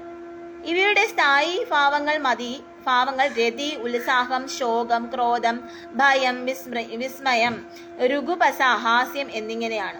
ദേവിയുടെ പാതാര ബിന്ദങ്ങളിൽ പൂജ അർപ്പിക്കുന്നു എന്നിൽ കരുണരസസാരമാണ് പ്രതിഫലിക്കുന്നത്. ദേവിയുടെ ഉപാസകരിൽ അമ്മയുടെ ദൃഷ്ടി പതിക്കുമ്പോൾ കരുണരസമാണ് ചൊരിയുന്നത് എന്ന് സാരം. അതായത് ദേവിയുടെ ഉപാസകരിൽ അമ്മയുടെ സൃഷ്ടി പതിക്കുമ്പോൾ ദേവി അവിടെ എന്താണ്? കരുണരസം, കാരുണ്യരസമാണ് പ്രതിഫലിപ്പിക്കുന്നത് എന്നാണ് പറയുന്നത്. അപ്പോ എന്താ പറയുന്നത്? അമ്മയുടെ നോട്ടം എന്ന് പറയുന്നത് പരമശിവനില് ശൃംഗാരരസം കൊണ്ട് ആർദ്രമായതാണ്. അപ്പൊ അമ്മയുടെ നോട്ടം എന്ന് പറയുന്നത് പരമശിവനിൽ പോലും ശൃംഗാരരസമായിട്ട് ആർദ്രഭാവത്തെ കൊടുക്കുന്നതാണ് എന്നാണ് പറയുന്നത്. അത്രയ്ക്ക് ശ്രേഷ്ഠമാണ് അമ്മയുടെ ആ നോട്ടം എന്നാണ് ഇവിടെ പറയുന്നത്. ശ്ലോകം 52. കദേ കർണാഭ്യർണങ്കരുദൈവ പശ്മാണി ദദതേ പുരാം പേതു ചിത്ത പ്രശമരസി വിദ്രാവണഫലേ ഇമേ നേത്രേ ഗോത്രാദര പതികുലോത്തം സകലികേ തവാ കർണാ കൃഷ്ണ സ്മര ശരവിലാസം കലയതഃ. പരാശക്തിയുടെ കണ്ണുകളുടെ മഹിമ തന്നെയാണ് ഈ ശ്ലോകത്തിന്റെയും സാരം. അലയോ ദേവി, അതിമനോഹരമായ നീണ്ട കണ്ണുകളാണ് ദേവിയുടേത്. സ്ത്രീ സൗന്ദര്യ ശാസ്ത്രപ്രകാരം സർവ്വലക്ഷണങ്ങളും തികഞ്ഞവയാണ് ദേവിയുടെ കണ്ണുകൾ. കാതോളം വരെയെത്തുന്ന അതീവ മനോഹരങ്ങളായ നീണ്ട നയനങ്ങൾ കണ്ടാൽ അത് മന്മഥ ശരമാണെന്ന് തോന്നിപ്പോകും. അമ്മയുടെ കൺപീലികൾ കണ്ടാൽ കഴുകന്റെ തൂവാല എന്ന് സംശയം ജനിക്കും. ഇവ മന്മഥ ബാണത്തിന് പിറകിലുള്ള ചിറകാണെന്ന് തോന്നും. കാമവൈരിയും നിസ്സംഗനുമായ ശിവന്റെ മനസ്സിലാക്കാൻ തക്കം കഴിവുള്ള കാമബാണമാണ് അവിടുത്തെ കണ്ണുകൾ. അപ്പം ആ പരമശിവന്റെ മനസ്സിളക്കുന്ന എന്താ പറയുന്ന ആ കണ്ണുകളാണ് ദേവിയുടെ ആ നോട്ടം എന്ന് പറയുന്നത്. ആ കണ്ണുകൾ കൊണ്ടുള്ള നോട്ടം എന്ന് പറയുന്നതാണ് ഇവിടെ പറയുന്നത്. ശ്ലോകം 53. വിഭക്തിർവർണ്യം വ്യതികരിതലീലാഞ്ജനതയാ വിഭാതി ത്വന്നേത്രത്രിയമിത മീശാനദയിതേ പുനഃ സൃഷ്ടും ദേവാൻ ദ്രുഹിണ ഹരിരുദ്രാനുപരതാൻ രജസത്വം ബിഭ്രത്തമയിതി ഗുണാനാം ത്രയമിവാ. മഹാമായയുടെ നേത്രമഹിമ തന്നെയാണ് ഈ ശ്ലോകത്തിന്റെയും സാരം. അല്ലയോ ഉമാമഹേശ്വരി, അവിടുത്തെ 3 കണ്ണുകളിൽ അഴകിനായി അഞ്ജനം ചാർത്തിയിരിക്കുന്നത് കൊണ്ട് വേർതിരിച്ച് കാണുന്ന 3 വർണ്ണങ്ങളുണ്ട്. വെളുപ്പ്, ചുവപ്പ്, കറുപ്പ് തുടങ്ങിയവയാണ് അവ നിന്തിരുവടിയിൽ ലയിച്ചിരിക്കുന്ന ബ്രഹ്മ, വിഷ്ണു, മഹേശ്വരൻ തുടങ്ങിയ ദേവന്മാരുടെ പുനഃസൃഷ്ടിക്കായി സത്വം, രജസ്, തമസ് തുടങ്ങിയ 3 ഗുണങ്ങളെ സർവേശ്വരി തന്റെ നയനങ്ങളിൽ ധരിച്ചിരിക്കുന്നുവെന്ന് ഈ വർണ്ണങ്ങൾ കണ്ടാൽ തോന്നുമാറാകും. നേത്രത്തിൽ കാണുന്നു ലേശം ചുവപ്പ് കലർന്ന നിറം രജോ ഗുണത്തെയും കൃഷ്ണമണിക്ക് ചുറ്റുമുള്ള ഭാഗത്തെ വെളുത്ത നിറം സത്വഗുണത്തെയും കൃഷ്ണമണിയിലെ കറുപ്പ് നിറം തമോ ഗുണത്തെയും സൂചിപ്പിക്കുന്നു. ദേവീ ഉപാസകന് ദേവിയുടെ കടാക്ഷത്തിന് പുറമെ ബ്രഹ്മ, വിഷ്ണു, മഹേശ്വരന്മാരുടെ അനുഗ്രഹം കൂടി ലഭിക്കുമെന്ന് ആചാര്യൻ സൂചിപ്പിക്കുന്നു. അപ്പം ദേവിയുടെ കടാക്ഷം, ദേവീ ഭക്തർക്ക് ആരുടെയൊക്കെ കടാക്ഷം കിട്ടുമെന്നാണ് പറയുന്നത്? ബ്രഹ്മ, വിഷ്ണു, മഹേശ്വരന്മാരുടെ വരെ കടാക്ഷം കിട്ടുമെന്നാണ് പറയുന്നത്. നേത്രത്തിൽ കാണുന്ന ലേശം ചുവപ്പ് കലർന്ന നിറത്തെ രജോ ഗുണമായിട്ടും അതുപോലെ കൃഷ്ണമണിക്ക് ചുറ്റുമുള്ള ഭാഗത്തെ വെളുത്ത നിറത്തെ സത്വഗുണമായിട്ടും പിന്നെ അതിനകത്ത് കൃഷ്ണമണിയിലുള്ള ആ കറുപ്പ് നിറത്തെ തമോ ഗുണമായിട്ടുമാണ് ഇവിടെ വർണ്ണിക്കുന്നത്. ശ്ലോകം 54. പവിത്രീകർത്തും നഃ പശുപതി പരാധീന ഹൃദയേ ദയാമിത്രേർണേ തൈരരുണധവള ശ്യാമരുചിഫീഹ നദഃ ശോണോ ഗംഗാ തപനതനയേതി ധ്രുവമമും ത്രയാണാം തീർത്ഥാനാമുപനയസി സംവേദമനഘം. പശുപതിക്ക് അധീനമായ ഹൃദയത്തോടു കൂടിയ അമ്മേ, നിന്തിരുവടി ഞങ്ങളെ പരിശുദ്ധയാക്കുന്നതിനായി എല്ലായ്പ്പോഴും കരുണാർദ്രമായി ചുവപ്പ്, വെളുപ്പ്, കറുപ്പ് തുടങ്ങിയ വർണ്ണങ്ങളോട് കൂടിയ നേത്രങ്ങളായി കാണുന്നു. ഈ നേത്രങ്ങൾ ശോണനാഥം, ഗംഗ, യമുന തുടങ്ങിയ 3 പുണ്യനദികളുടെ പാപത്തെ ഇല്ലാതാക്കി സംഗമത്തെ സൃഷ്ടിക്കുന്നുവെന്ന് ഉറപ്പാണ്. ഈ പ്രപഞ്ചത്തിന്റെ നേർക്കുള്ള കാരുണ്യ കടാക്ഷം കൊണ്ട് സദാസമയവും ആർദ്രമായാണ് ദേവിയുടെ നേത്രങ്ങൾ കാണുന്നത്. ഭക്തരായ ഞങ്ങളുടെ പാപത്തെ കളഞ്ഞ് ഞങ്ങളെ പരിശുദ്ധരാക്കാൻ വേണ്ടി ഭക്തപ്രിയയായ അമ്മയുടെ ചുവന്നും വെളുത്തും കറുത്തും കാണുന്ന നേത്രരേഖകളാൽ പരിപാവനങ്ങളായ 3 തീർത്ഥങ്ങളുടെ സംഗമത്തെ പാപഹരമായിരിക്കുന്നത് പോലെ അമ്മയുടെ നോട്ടത്തിന്റെ സംഗമത്തിലൂടെ ഭക്തരെ എല്ലാ പാപങ്ങളിൽ നിന്ന് പൂർണ്ണമായി മോചിതരായും ഉപാസകനിലെ അജ്ഞതയും പാപങ്ങളും ഒരുപോലെ മാറി ശരീരവും മനസ്സും പരിപൂർണമായി ശുദ്ധമാക്കും. അപ്പോൾ ദേവിയുടെ ആ നോട്ടം, ആ ദേവിയുടെ ഇതെന്ന് പറയുന്നത് അമ്മയുടെ നോട്ടത്തിലെ സംഗമത്തിലൂടെ എന്താണ്? ഭക്തരുടെ എല്ലാ പാപങ്ങളും ഇല്ലാതാകുന്നതാണ്.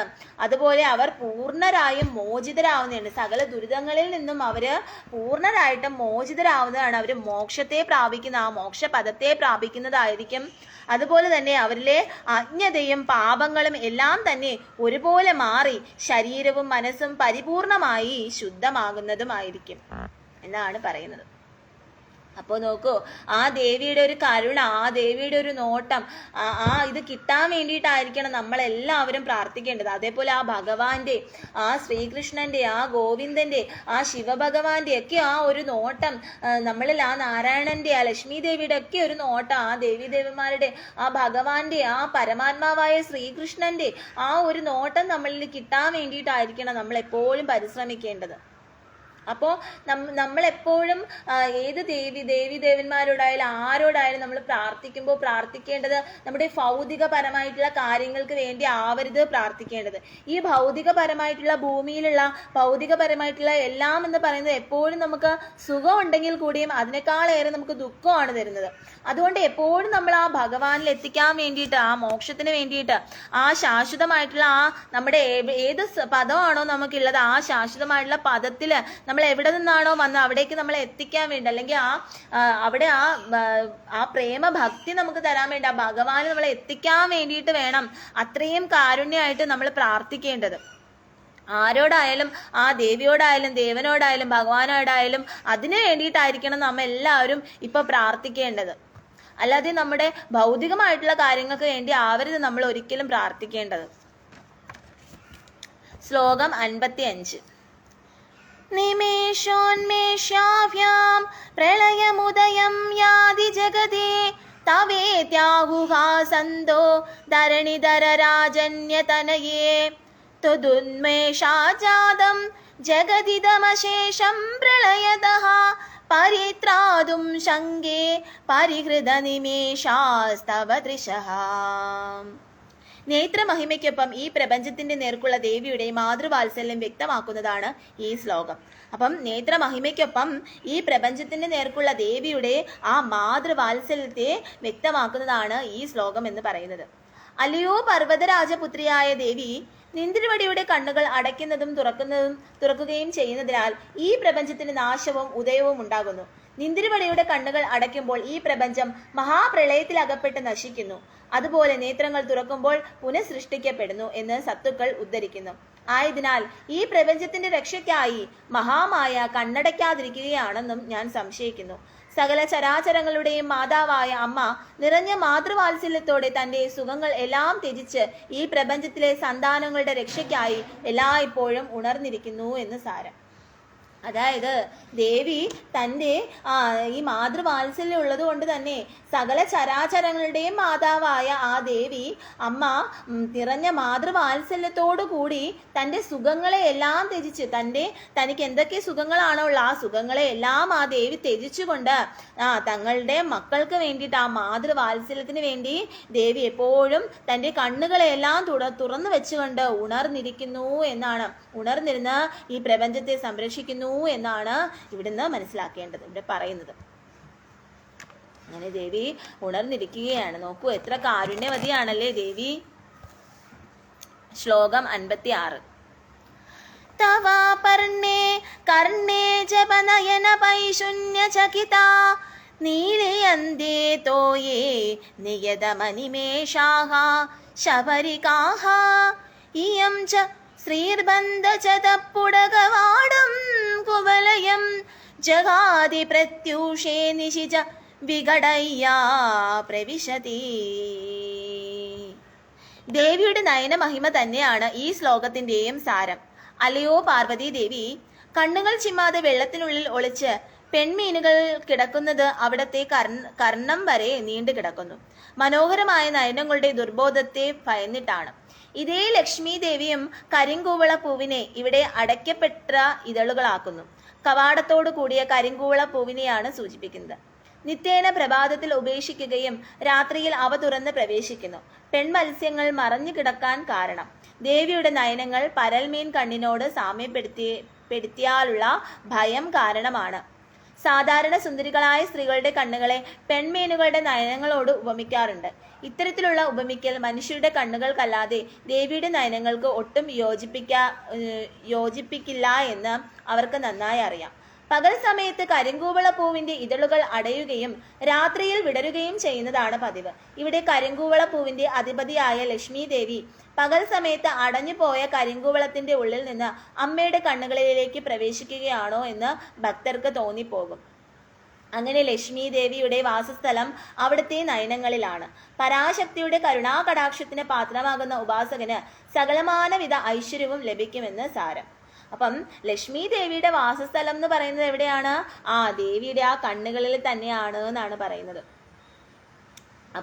അങ്ങനെയുള്ള പരാശക്തിയുടെ കരുണാകടാക്ഷത്തിന് പാത്രമാകുന്ന ഉപാസകന് സകലമാനവിധ ഐശ്വര്യങ്ങളും ലഭിക്കുമെന്നാണ് പറയുന്നത്. അപ്പോൾ നമുക്ക് അത്രയും നല്ല ഉപാസകനാണ് എന്നുണ്ടെങ്കിൽ നമ്മൾ ഒന്നും തന്നെ ചോദിക്കേണ്ട ആവശ്യമില്ല ദേവിയോട്.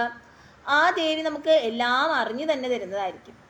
അതുപോലെ ഭഗവാനോടായാലും അങ്ങനെ തന്നെയാണ്. നമ്മൾ ഒന്നും തന്നെ ചോദിക്കേണ്ടതായിട്ടില്ല, നമുക്ക് എല്ലാം അറിഞ്ഞു തന്നെ തരുന്നതായിരിക്കും.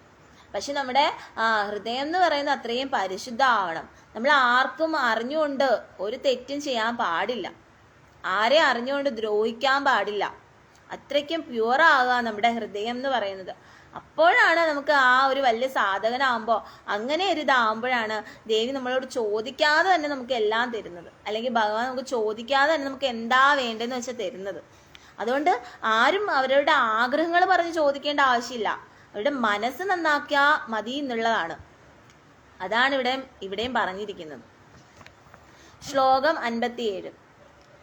ദൃശാദ്രാഗേയസ്യ ദരദലിത നീലോത്പലരുചാ ദവീയാം സന്ദീനം സ്നഭയ കൃപയാ മാമപി ശിവേ അനേനായം ധന്യോ ഭവതി ന ച തേ ഹാനിരിതയാദാം മവനേ വാഹർമ്യേ വാസമകര നിപാതോ ഹിമകരഃ.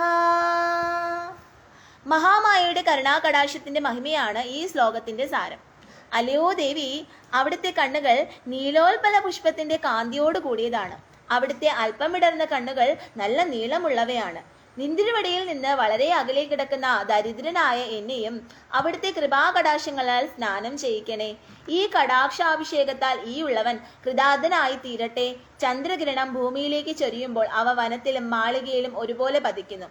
ചന്ദ്രനിലുള്ള പ്രകാശമാകുന്ന നന്മയെ ഭൂമിയിൽ എല്ലായിടത്തും ഒരുപോലെ നൽകാൻ സാധിക്കുന്നതിൽ ഹിമകരൻ ചന്ദ്രൻ കൃതാർത്ഥനായി തീരുന്നു.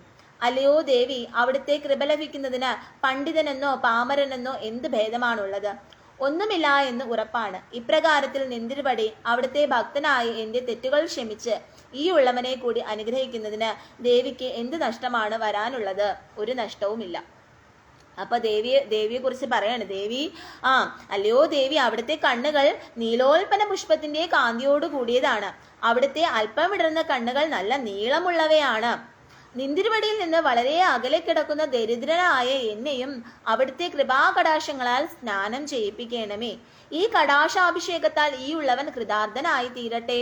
ചന്ദ്രകിരണം ഭൂമിയിലേക്ക് ചൊരിയുമ്പോൾ അവ വനത്തിലും മാളികയിലും ഒരുപോലെ പതിക്കുന്നു. അതായത് ചന്ദ്രകിരണം ഭൂമിയിലേക്ക് പതിയുമ്പോൾ അത് വലിയ മാളികയിലും കുടിലിലും ഒരേപോലെ തന്നെയാണ് പതിക്കുന്നത്. അതുപോലെ തന്നെയാണ് എങ്ങനെയുള്ള പണ്ഡിതനെന്നോ പാമരനെന്നോ ഉള്ള വ്യത്യാസം ദേവിക്കില്ല എന്നാണ് പറയുന്നത്. അങ്ങനെ പണ്ഡിതനെന്നോ പാമരനെന്നോ വ്യത്യാസമില്ലാതെ ദേവി സർവരെയും അനുഗ്രഹിക്കുന്നു. അങ്ങനെയുള്ള ദേവി അടിയന്റെ തെറ്റുകളെ ക്ഷമിച്ച് ഈ ഉള്ളവനെ കൂടി അനുഗ്രഹിക്കണമേ എന്നാണ് പറയുന്നത്. അപ്പൊ ദേവി ക്ഷമിക്കും. ചെറിയ ചെറിയ തെറ്റുകളൊക്കെ ആണെന്നുണ്ടെങ്കിൽ ദേവി ക്ഷമിക്കും. കാരണം ദേവി അത്രയും കാരുണ്യവതിയാണ്. ഇപ്പൊ ഭഗവാനായാലും ഭഗവതി ആയാലും വലിയ ചെറിയ ചെറിയ തെറ്റുകൾ ക്ഷമിക്കും. പക്ഷെ വലിയ വലിയ ക്രൂരമായിട്ടുള്ള തെറ്റുകൾ ക്ഷമിക്കോ? അത് സംശയമാണ്, അത് സംശയമുള്ള കാര്യമാണ്. അങ്ങനെ വലിയ വലിയ തെറ്റുകൾ ചെയ്യുമ്പോഴാണ് അതിന്റെ കർമ്മഫലങ്ങൾ അനുഭവിക്കാൻ വേണ്ടിയിട്ട് വീണ്ടും ഭൂമിയിൽ വന്ന് ജനിച്ചിട്ട് വീണ്ടും അതിന്റെ കർമ്മഫലങ്ങളൊക്കെ അനുഭവിക്കേണ്ടി വരുന്നത് പലർക്കും. അതുകൊണ്ട് തന്നെയാണ് പറയുന്നത്, നമ്മൾ ഒരിക്കലും എന്താ പറയാ, കുറച്ച് സ്വർണത്തിന് വേണ്ടിയിട്ടോ അല്ലെങ്കിൽ പണത്തിന് വേണ്ടിയിട്ടോ അല്ലെങ്കിൽ എന്തെങ്കിലും അധികാരത്തിന് വേണ്ടിയിട്ടോ അങ്ങനെ എന്തിനെങ്കിലും വേണ്ടിയിട്ടോ അങ്ങനെ ആരെയും പാവപ്പെട്ടവരെ ആരെയും ദ്രോഹിക്കാൻ പാടില്ല, അല്ലെങ്കിൽ തങ്ങളെ വിശ്വസിച്ച് വരുന്നവരെ ആരെയും ദ്രോഹിക്കാൻ പാടില്ല എന്ന് പറയുന്നത് അതുകൊണ്ടാണ്. അവരെന്തിനാണ് അങ്ങനെ ഒരു നിമിഷത്തെ ക്രോധത്തിന്റെ ഫലമായിട്ടായിരിക്കും അങ്ങനെ ചെയ്യുന്നത്? എന്തിനാണ് അങ്ങനെ ക്രൂരത ചെയ്യുന്നതല്ലേ? അത് ചെയ്യാതിരിക്കാന്നുള്ളതാണ് മനുഷ്യത്വം. നിങ്ങളിപ്പോ ഒരാൾക്ക് ഇപ്പൊ ഇതിൽ തന്നെ പറഞ്ഞല്ലോ, ഒരാൾക്ക് സഹായം ചെയ്യാൻ നിങ്ങളെ കൊണ്ട് കഴിയുന്നില്ല, നിങ്ങൾക്ക് ഒരാൾക്ക് ഒരു രൂപ എടുത്ത് കൊടുക്കാനുള്ളത് നിങ്ങളിൽ ഇല്ലെങ്കിലും സാരമില്ല, നിങ്ങൾ സഹായിച്ചില്ലെങ്കിലും സാരമില്ല, പാവങ്ങളെ ഉപദ്രവിക്കാതിരിക്കുക എന്നുള്ളതാണ്. നിങ്ങളുടെ സ്വാർത്ഥതയ്ക്ക് വേണ്ടിയിട്ട്, നിങ്ങൾക്ക് കുറച്ച് പൈസ കിട്ടാൻ വേണ്ടിയിട്ട്, അല്ലെങ്കിൽ നിങ്ങൾക്ക് കുറച്ച് സ്വർണം കിട്ടാൻ വേണ്ടിയിട്ട്, അല്ലെങ്കിൽ നിങ്ങൾക്ക് കുറച്ച് നിങ്ങളുടെ ആഡംബരത്തിന് വേണ്ടിയിട്ട്, അല്ലെങ്കിൽ നിങ്ങളുടെ കടങ്ങൾ തീർക്കാൻ വേണ്ടിയിട്ട് പാവങ്ങളെ ദ്രോഹിക്കാതിരിക്കുക, പാവങ്ങളുടെ ജീവിതം നശിപ്പിക്കാതിരിക്കുക, പാവങ്ങളുടെ കുടുംബങ്ങൾ തകർക്കാതിരിക്കുക, നിങ്ങൾ മറ്റുള്ളവരെ ദ്രോഹിക്കാതിരിക്കുക എന്നുള്ളതാണ് നിങ്ങൾക്ക് ചെയ്യാൻ കഴിയുന്ന ഏറ്റവും വലിയ കാര്യം എന്ന് പറയുന്നത്. അവിടെ തന്നെ നിങ്ങൾക്ക് അല്പമെങ്കിലും ദൈവകൃപ ഉണ്ടാവുന്നതാണ്. അവിടെ തന്നെ നിങ്ങൾക്ക് ദൈവകൃപ ഉണ്ടാവും. പക്ഷെ മറ്റുള്ളവരെ ക്രൂരമായിട്ട് ദ്രോഹിച്ചു കഴിഞ്ഞു കഴിഞ്ഞാൽ അത് ക്രൂരമായിട്ട് ദ്രോഹിക്കുന്നത്, അങ്ങനെ സ്വാർത്ഥമായിട്ട് ദ്രോഹിക്കുന്ന തെറ്റുകളൊന്നും ഒരിക്കലും ഒരു ദേവീദേവന്മാരും ക്ഷമിക്കുകയില്ല.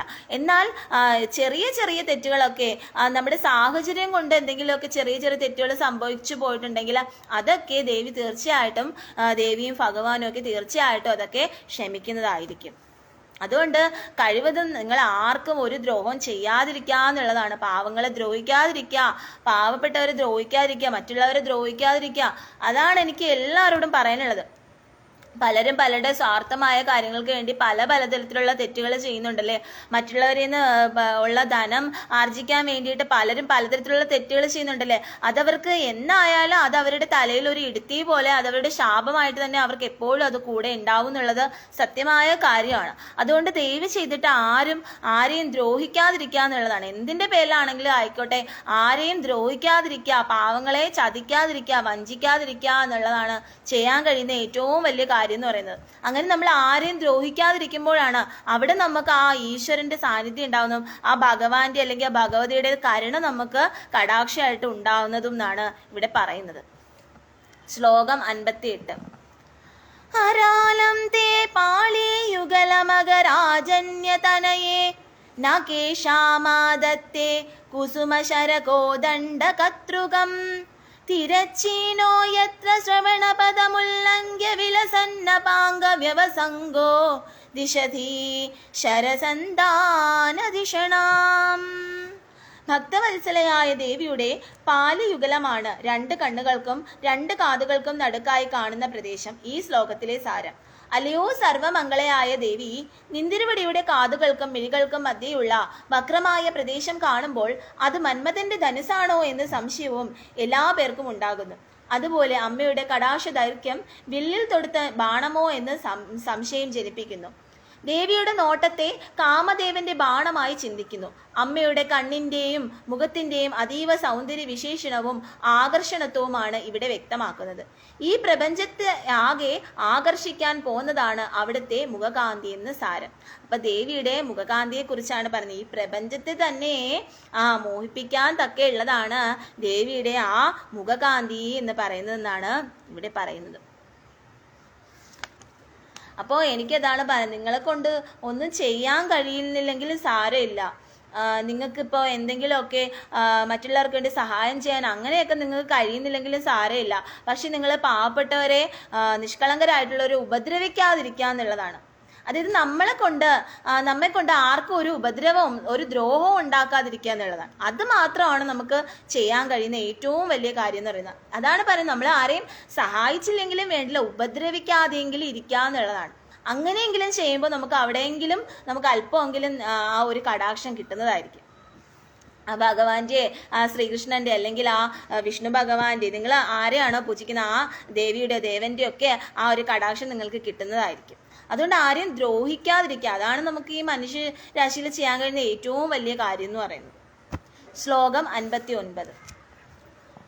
സുരദണ്ഡാഭോഗ പ്രതിഫലിത താടങ്കയുഗളം ചതുചക്രം മന്യേ തവ മുഖമിദം മന്മഥരഥം യമാരുഹ്യ ദ്രുഹ്യത്യവതിരമന്മർക്കേന്ദു ചരണം മഹാവീരോ വാരഹ പ്രമദപദയേ സജ്ജിതവതേ.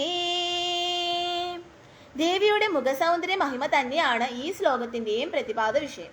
അല്ലയോ ദേവി, കണ്ണാടി പോലെ വളരെ നിർമ്മലമായി തിളങ്ങുന്ന അവിടുത്തെ കവിൾത്തടത്തിൽ പ്രതിഫലിച്ച താടാങ്ക യുഗളത്തോടു കൂടിയ മഹാമായയുടെ മുഖം കാമദേവൻ 4 ചക്രങ്ങളോട് കൂടിയ തേരാണെന്ന് അടിയൻ വിചാരിക്കുന്നു. താടാങ്കം എന്നത് വൃത്താകൃതിയിലുള്ള നല്ല വലിപ്പമുള്ള ഒരു കർണാഭരണമാണ്. ദേവിയുടെ കാതുകളിൽ 2 കമ്മലുകൾ കാണാം. അവ കണ്ണാടി പോലത്തെ അവിടുത്തെ കവിൾത്തടത്തിൽ പ്രതിഫലിപ്പിച്ചപ്പോൾ 4 എണ്ണമായി തോന്നാം. ഇതിനെയാണ് 4 ചക്രങ്ങളുള്ള മന്മഥന്റെ തേരായി പ്രതിപാദിക്കുന്നത്. മഹാവീരനായ കാമദേവൻ ദേവിയുടെ മുഖമാകുന്നു. ഈ തേരിൽ കയറി സൂര്യചന്ദ്രന്മാരാകുന്ന 2 ചക്രങ്ങൾ മാത്രമുള്ള ഭൂമിയാകുന്ന തേരിലിരിക്കുന്ന പരമശിവനെ ദ്രോഹിക്കുന്നു.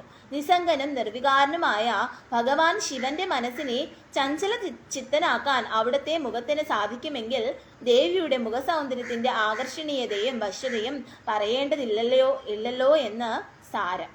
അപ്പൊ ദേവിയുടെ ആ മുഖസൗന്ദര്യത്തെ കുറിച്ച് തന്നെയാണ് ഈ ശ്ലോകത്തിലും പറയുന്നത്. ശ്ലോകം 60.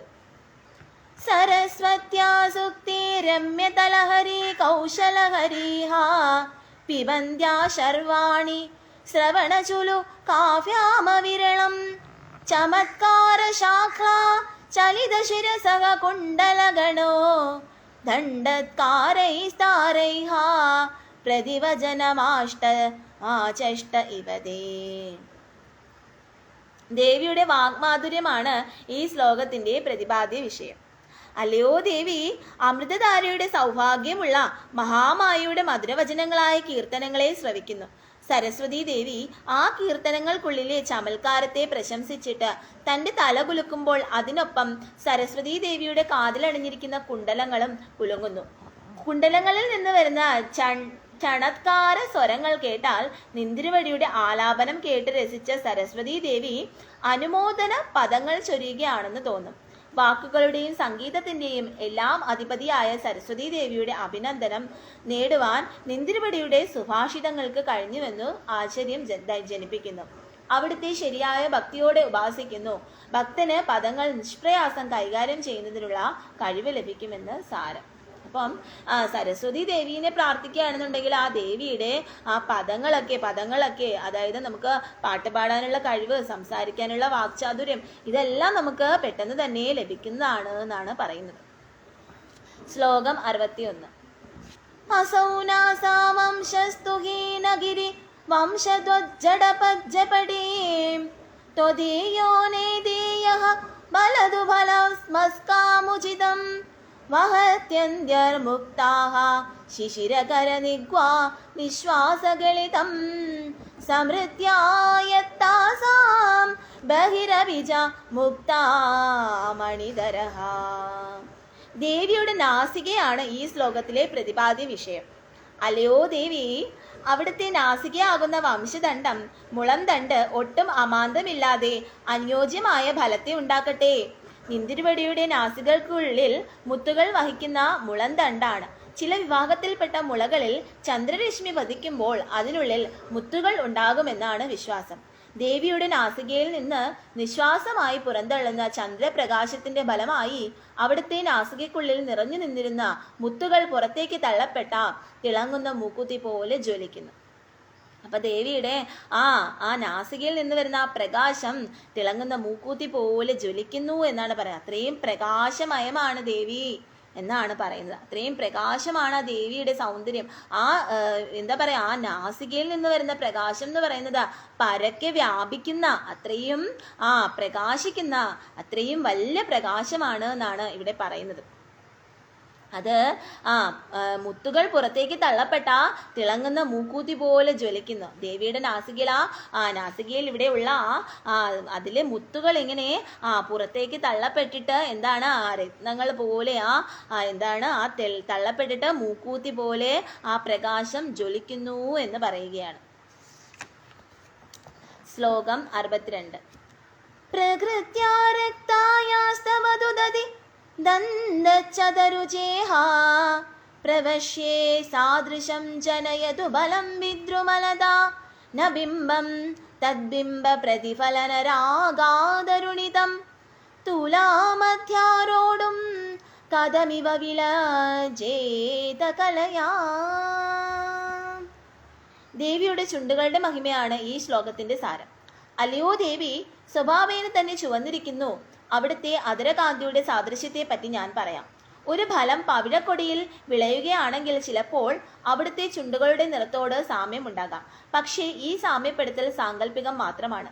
തൊണ്ടിപ്പുറത്തെ ദേവിയുടെ ചുണ്ടിനെ നിറത്തോട് ഉപമിക്കുന്നത് കേട്ടാൽ ഇത്തരത്തിലുള്ള സാമ്യപ്പെടുത്തലിന് അംശം കൊണ്ടുപോലും അല്പം പോലും എന്നർത്ഥം.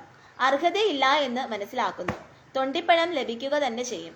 ദേവിയുടെ ചുണ്ടിന്റെ ഭംഗിയും നിറവും ഈ ലോകത്തിലുള്ള ഒന്നിനോടും ഉപമിക്കാൻ സാധ്യമല്ല. അപ്പോൾ ദേവിയുടെ ചുണ്ടിന്റെ ഭംഗിയും നിറവും എന്ന് പറയുന്നത് ഈ ലോകത്തിലുള്ള ഒന്നിനോടും തന്നെ നമുക്ക് ഉപമിക്കാൻ കഴിയില്ല എന്നാണ് പറയുന്നത്. ശ്ലോകം 63. സ്മിതജോത്സ്നാജാലം തവ വദന ചന്ദ്രസ്യ പിബതാം ചഘോരാണാമാസീതതിരസതയാ ചഞ്ജുജടിമാ അധസ്തേ ശീതാംശോരമൃതലഹരി മാംളരുചയഃ പിബന്തി സ്വച്ഛന്തം നിശി നിശി വൃഷം കാഞ്ചികതിയാ. ദേവിയുടെ മന്ദഹാസത്തിന്റെ ശോഭയെക്കുറിച്ചാണ് ഈ ശ്ലോകത്തിൽ വ്യക്തമാക്കുന്നത്. അല്ലയോ ദേവി, ജഗമാതാവായ നിന്ദ്രവടിയുടെ മുഖചന്ദ്രത്തിന്റെ മന്ദഹാസമാകുന്ന നിലാവാണ് ചകോര പക്ഷികൾ ആദ്യം പാനം ചെയ്തത്. ചകോര പക്ഷികൾ നിലാവ് പാനം ചെയ്യുന്ന പക്ഷികളാണെന്ന് ഒരു വിശ്വാസമുണ്ട്. അവയുടെ അധികമായ സ്വരമാധുര്യത്താൽ ചകോര പക്ഷിയുടെ ചുണ്ടുകൾ മരവിച്ചു പോയി. അതിനാലാണ് ചകോര പക്ഷികൾ പുളിപ്പ് രസത്തിൽ താല്പര്യമുള്ളവരായി മാറിയത് എന്ന് സാരം. അതുകൊണ്ടാണ് ഈ പക്ഷികൾ സാധാരണയായി നിലാവിനെ പുളിച്ച കാടിവെള്ളമെന്ന് കരുതി പാനം ചെയ്യുന്നത്. ദേവിയുടെ മന്ദഹാസമാകുന്ന ചന്ദ്രികാമൃത പാനം ചെയ്ത് ചകോര പക്ഷികൾക്ക് പിന്നീട് ചന്ദ്രന്റെ നിലാവ് പുളിച്ച കാടി പോലെയാണ് തോന്നിയത്.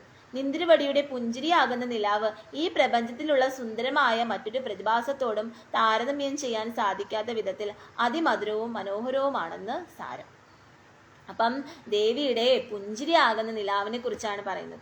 ദേവി പുഞ്ചിരിക്കുമ്പോൾ അവിടെ ഭയങ്കരമായിട്ടുള്ള പ്രകാശമാണ് പിറക്കുന്നത്. അത്രയും നിലാവുള്ള വെളിച്ചമാണ് ദേവിയുടെ പുഞ്ചിരി എന്നാണ് പറയുന്നത് ഇവിടെ. ശ്ലോകം 64. അവിശ്രാന്താം പദ്യുർഗുണഗണകഥാമ്രേഡന ജപാ പുഷ്പയാചാ തവ ജനനീ ജിഹ്വാ ജയതി സാ യദഗ്രാസീനായാഃ സ്ഫടികദൃശദച്ഛച്ഛവീമയീ സരസ്വത്യാ മൂർത്തിഃ പരിണമതി മാണിക്യവപുഷാ. ദേവിയുടെ നാവിനെ കുറിച്ചുള്ള വർണ്ണനയാണ് ആചാര്യൻ ശ്ലോകത്തിൽ പറയുന്നത്. അല്ലയോ ദേവി, സദാസമയം സ്വപതിയായ പരമശിവനെ കുറിച്ചുള്ള സ്തുതികൾ ജപിക്കുന്നു. അവിടുത്തെ നിന്ദ്രവടിയുടെ നാവ് ചെമ്പരത്തി പൂവിന്റെ നിറത്തോടു കൂടിയതാണ്. ദേവിയുടെ പാതിവൃത്യ നിഷ്ഠയും ഇവിടെ പ്രതിപാദ്യ വിഷയമാണ്. പതിവ്രതമായ സ്ത്രീകൾ തന്റെ ഭർത്താവിനെ സ്തുതിക്കുന്നു. അവിടുത്തെ നാവിൽ സരസ്വതി ദേവി എല്ലായ്പ്പോഴും സ്ഥിതി ചെയ്യുന്നു. വാഗ്ദേവതയായ സരസ്വതി ദേവിക്ക് സാധാരണ നിർമ്മല ശരീരമാണെങ്കിലും നിന്ദ്രവടിയുടെ നാവിൽ വാസമാക്കിയത് കൊണ്ടായിരിക്കാം അവിടുത്തെ നിറമായ മാണിക്യവർണ്ണം വാഗ്ദേവതയ്ക്കും ലഭിച്ചത്. സരസ്വതി ദേവി മഹാമായയുടെ നാവിൽ സ്ഥിതി ചെയ്യുന്നതിനാൽ സാഹിത്യവും സംഗീതവും തുടങ്ങിയ സകല കലകളുടെയും പ്രഭാവസ്ഥാനം നിന്ദ്രവടിയുടെ നാവാണെന്ന് സാരം. ദേവിയെ പരമമായ ഭക്തിയോടെ ആരാധിക്കുന്ന ഉപാസകന് സാഹിത്യ സംഗീതാദി കലകളിൽ മഹനീയമായ സ്ഥാനം നേടാനാകും.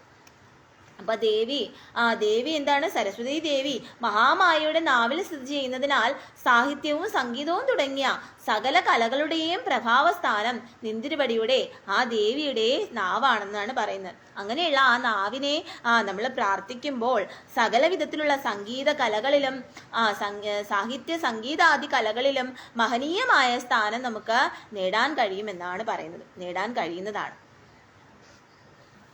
ശ്ലോകം 65.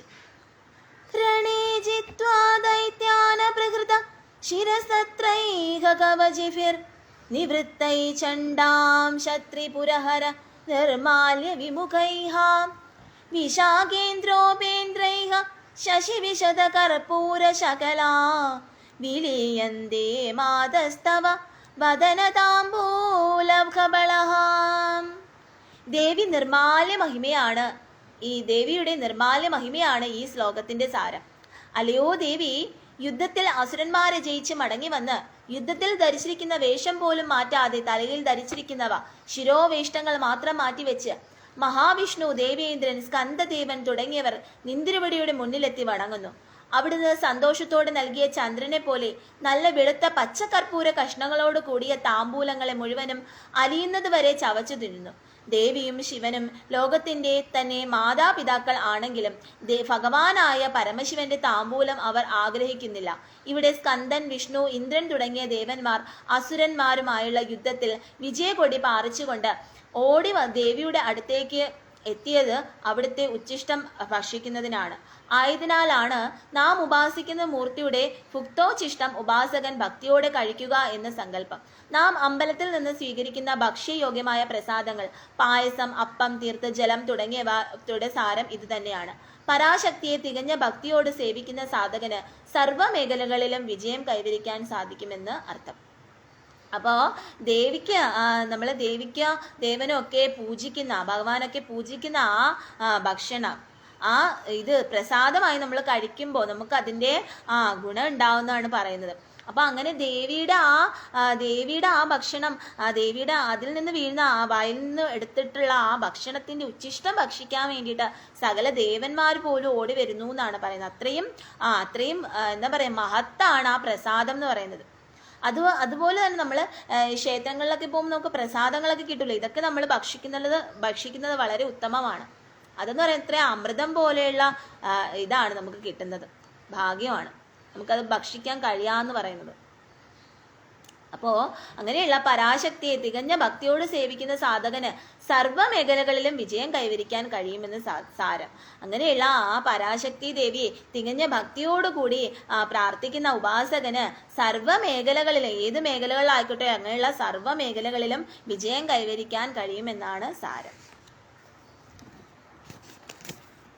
സർവം ശ്രീദേവ്യാർപ്പണമസ്തു. ജയ് ശ്രീ രാധേ രാധേ, ജയ് ശ്രീ രാധേശ്യാം. ഹരേ കൃഷ്ണ.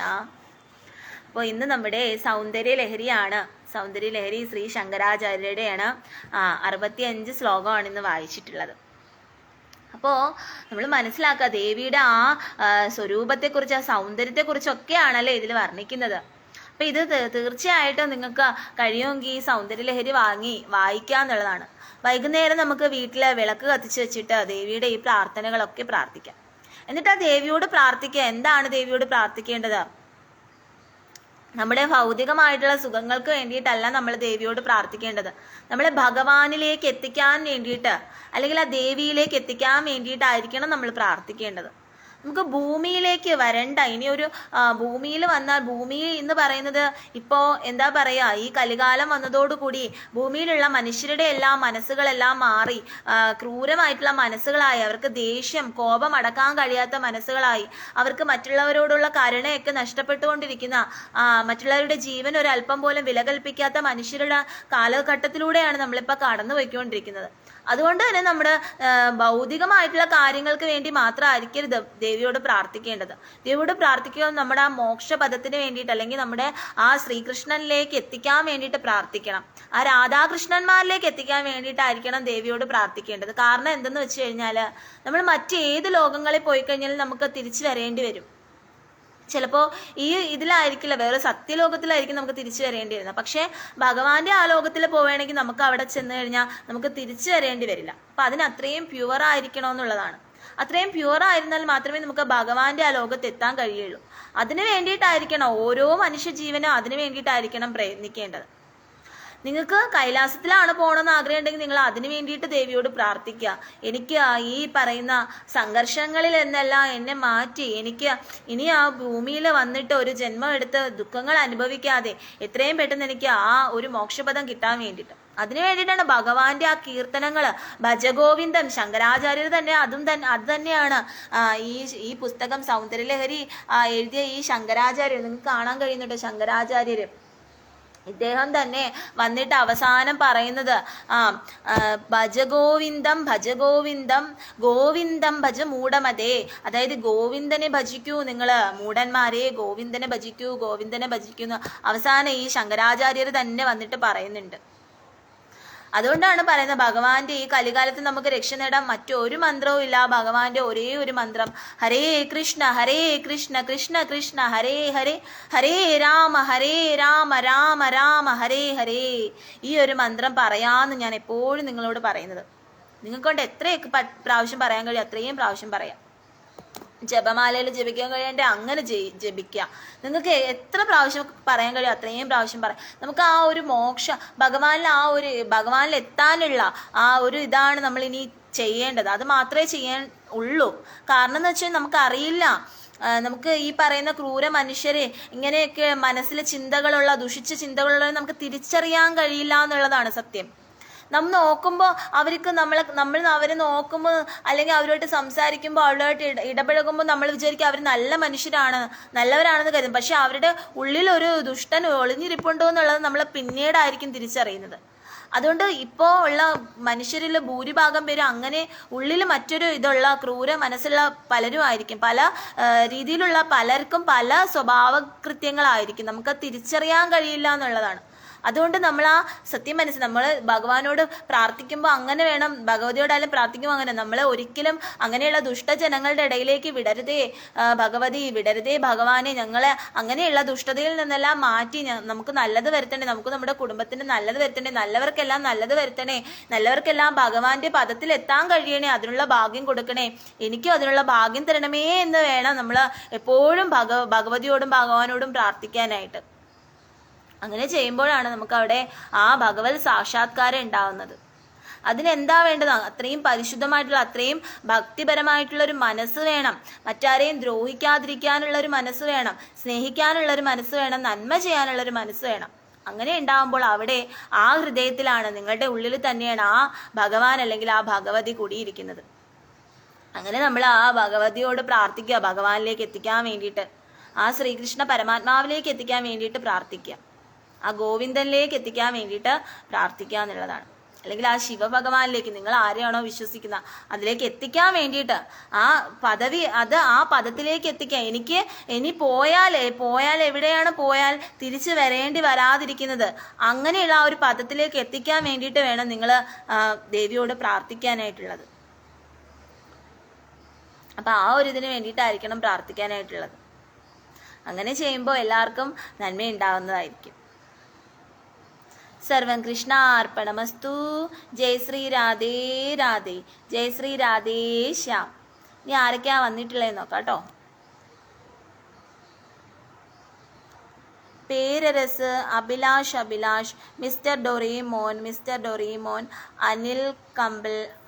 അനിൽ കംബ്ല, ദേ tonight, Anil Angel, Anu, Haritha, Torres, ഐദൂസ് paradise, Arthur, Vijesh Ramu, Jobin K John, Arun, Akshara, Ashwanth, John X, John, Ramlath അറിയാം റംലത്ത്, ഞാൻ കണ്ടിട്ടുണ്ട് കേട്ടോ. Lukman Vard hi, V K hi, Hare Krishna. Special for summon, 2 brothers, Mahesh, Shibin Rajan Kollam, Aadi പത്തിൽ, Bipin Krishna, Sasikumar, Rajesh Mahasree, V3 black, Bijesh Ramu. Tea ഞാൻ കുടിക്കാറില്ല, ടീ ഒഴിവാക്കിയിട്ട് ഇപ്പോൾ ഏകദേശം ഒരു 1.5 വർഷമായി. പാൽ മാത്രമാണ് കുടിക്കുന്നത്. ടീ എന്ന് പറഞ്ഞു കഴിഞ്ഞാൽ തേയില എന്ന് പറയുമ്പോൾ അതിലൊരു തരത്തിലുള്ള ലഹരി വരുന്നുണ്ട് എന്നാണ് പറയുന്നത്. അതിലെ തേയില നമ്മുടെ ഹെൽത്തിനൊക്കെ പ്രശ്നമല്ലേ, അതുകൊണ്ട് അത് ഒഴിവാക്കിയിട്ടുണ്ട്. ബിനു, അമൽ ദേവ്, അഭിജിത്ത്, അപർണ, രാധിക എസ്,